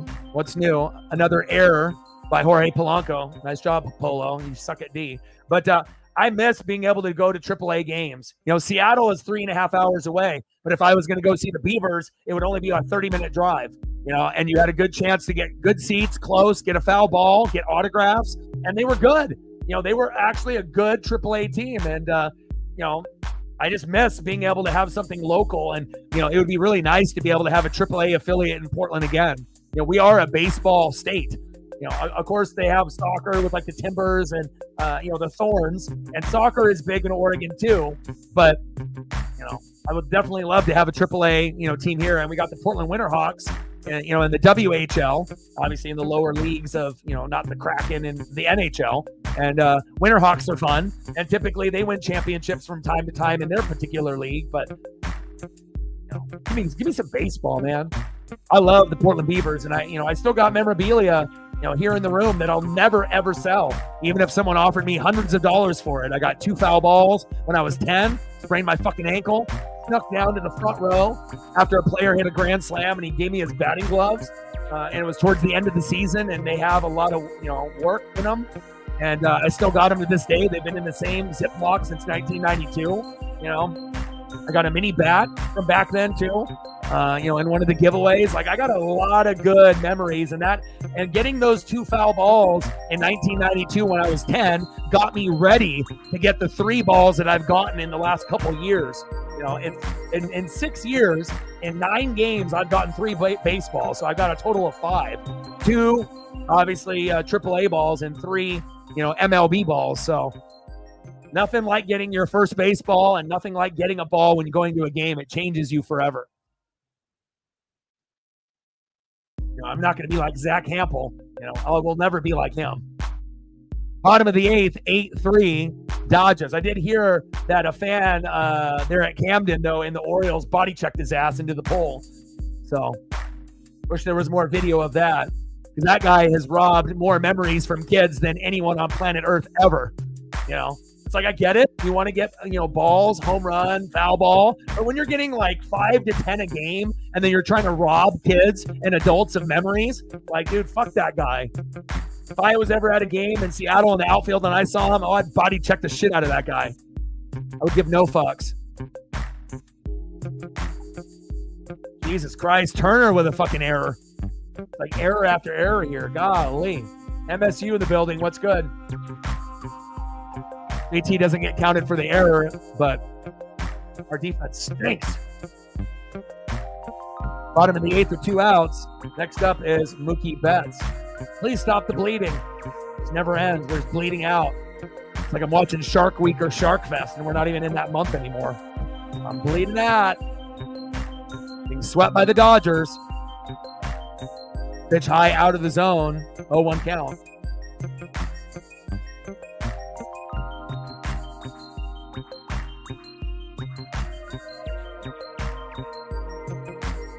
We need 3 more likes to get to 35 before the stream ends. If you guys haven't smashed the like button yet, please do. 7 more to get to 40. We're at 33. Let's go, baby. And then we're at 40 on the dono train. 60 to go. Bottom of the 8th, 8-3 Dodgers. PJ in the building. What's good, man? It's rough being a Mariner fan today and in this series, but I think we'll hopefully try to get back on track for the Giants and the Rays and the Angels. I mean, we don't want to go below 500. Golly. Taylor, we don't know about his accuracy just yet, but what I do like about Taylor is he throws straight heat. He throws like Woo when, Woo is on. He is straight heater. Now, if he can bring some accuracy to that, then maybe this will be one of our new bullpen guys. Maybe he'll be our 8th inning specialist. Our Paul Ewald, so to speak. 2-2 pitch. Little dribbler. Throw to first. All right, let's go to the top of the 9th. Yeah, I mean, like I said, we have to see like little positive things, but like as soon as he came in, he's throwing like 97 to 100. Number one, that's rare for any player on the Mariners. So when you see that, you're like, ooh, but now we just got to see if he's got the control and the location to get Ks. And then he looks like he might be actually a weapon for us. So that's a positive. And with all the negative shit that's been going on, at least that's one bright spot in a shit day. You know what I mean? So go to the top of the 9th and see if we can get it to 3 to 4. And, finishing 8-4 is a lot better than 8-3, but it could have been 8-0, but we'll see where it goes. Let's see where we're at in the lineup.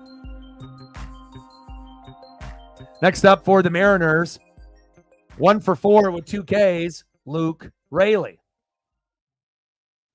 Batting second, 0 for 4 with 2 Ks, DHing for the Mariners, Julio Rodriguez. Unacceptable. Batting third, 1 for 4 with a run and a K, catcher Cal Raleigh. Like, sub, donate, comment, share, help your boy out. And then we're going to have a day off. They're going to fly back to T-Mobile. So no Mariners game tomorrow, but there is 2 preseason games for week number 3, the last week of preseason. So a lot of the starters are going to play a quarter, a half, maybe teams will play the whole game for some of their starters, right? So it'll be more like a regular season game this week than any week in preseason. And we got Colts and Bengals at 5. And then we also have Bears and Chiefs at 5:20. And I'm going to do Chiefs-Bears tomorrow. So that way I can watch Caleb Williams, and I doubt we're going to see Mahomes and Kelsey, but you never know. I think that one will be a little bit more entertaining. So, and then we'll get on Friday, Saturday, Sunday, and we'll do Mariners and Giants. So instead of taking the day off, I'm going to be watching preseason football anyways. So we might as well, cover both of those games, and I'll be watching both at the same time, covering both. But the Bears and Chiefs will be the primary. Specifically because of Caleb, and then, I don't know if they're going to be playing Mahomes or Kelsey or any of those guys, but I definitely want to scout a little bit of the Chiefs, and I definitely want to check out some of the Bears players as well. Not saying that the Colts and Bengals don't have anyone worth watching. They do, but I feel that matchup, Bears and Chiefs, is a little bit more intriguing. Alex Vesia there now on the mound, the lefty, 1-0 pitch. Oh, they have Mitch Haniger hitting.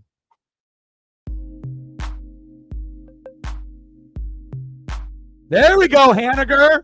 That's what I'm talking about. You bring in a pinch hitter, and Hanny goes back, gone. Yeah. There we go. And remember, this is, like I said, 8-4 is better than 8-3. The sports gods heard it. They know we suck, right? But again, getting some late inning magic from an unexpected source. Everyone else gave up. Haniger was sitting in the dugout, says, put me in, coach. And what does he do? He hits a home run. And he's actually been pretty good for us in the last couple weeks. He's got 2 walk-offs. And I like that. That is something positive, right? We saw Taylor come in trying to hit 100 miles an hour, right? Get out of the inning, out of a terrible, shitty day today of what it is, right? At least we're getting something. And Haniger ends up hitting the home run for us. Let's go.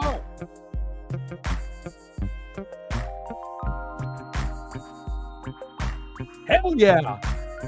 Maybe I'm the only one that can get excited when we're getting our ass kicked and getting swept, but I like seeing effort. I'm a defensive-oriented fan, but I like seeing effort. And again, I'm a character guy, I like to be able to see how people react when shit gets tough. I like to see how people react when shit hits the fan. Are you going to give up and you're going to not have any effort? Or are you going to give me effort? And I watch everything like a coach. I'm fucking watching like a hawk. Who is giving effort when we're getting our ass kicked? That shit matters to me.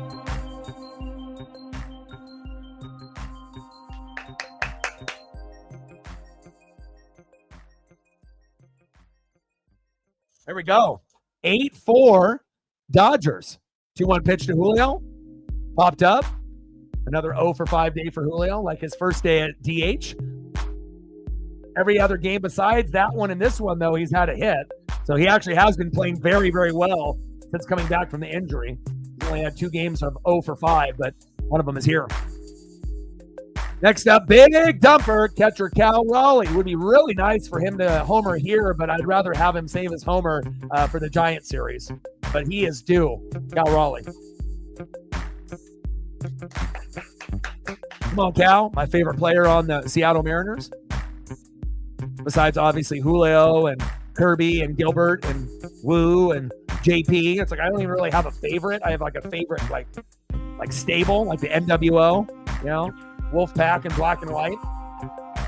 But if I had to choose one, I like guys that are underrated, and I like guys that have leadership and do many, many things. And that, to me, is guys like Cal and Julio. Julio can play defense, rob home runs, no fly zone, steal bags. But again, he's still struggling a little bit in the box. But I like Cal defensively, throwing guys out at second, the leadership he brings to the pitching staff, him hitting home runs from the left side and the right side.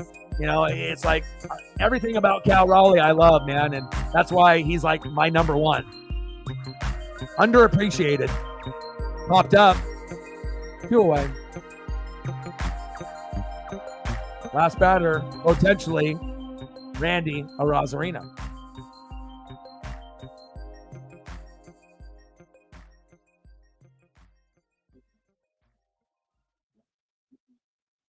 I don't know why the Dodger fans are booing Randy. Flaherty just started talking shit and then hit him. And then Dodger fans are booing Randy for what? For what? Talking back? Like, what are we supposed to do? You have a pitcher that's being an asshole and we're just supposed to take it? I wish Randy would have came out there and fucking socked him in the jaw. That would at least started a fucking rally for us. But that's not Randy's personality, so. And this isn't the Angels, so we're not going to do that. Scott Service, no emotion. He's like a grandpa at a retirement home. Does he even know what's going on? Does he even know he's the manager? Golly. Seeing his facial expressions in the dugout, it's like, is he even watching the game? Is he on his phone? What the fuck is he watching? Pitch is outside, 1 ball and 1 strike. Frozen Fours is dope. How are the Tigers been doing since the series against the Mariners? Are they doing pretty well or are they struggling? 1-1 pitch. Big swing and a miss to Randy. 1-2 count. This is kind of weird for the Dodger fan base to boo like a guy like Randy, unless they're just booing based off their experiences with him on the Rays and him, torching them. But I haven't heard the Dodger fan base be that petty in a while. 1-2 pitch. It's like, dude, you're about to sweep us. Like, you started chirping at our player and you beamed him, and he didn't even hit a fucking home run. It was foul. Like, why are you booing or talking shit to our player? Are you trying to start a rivalry with us? What's going on here?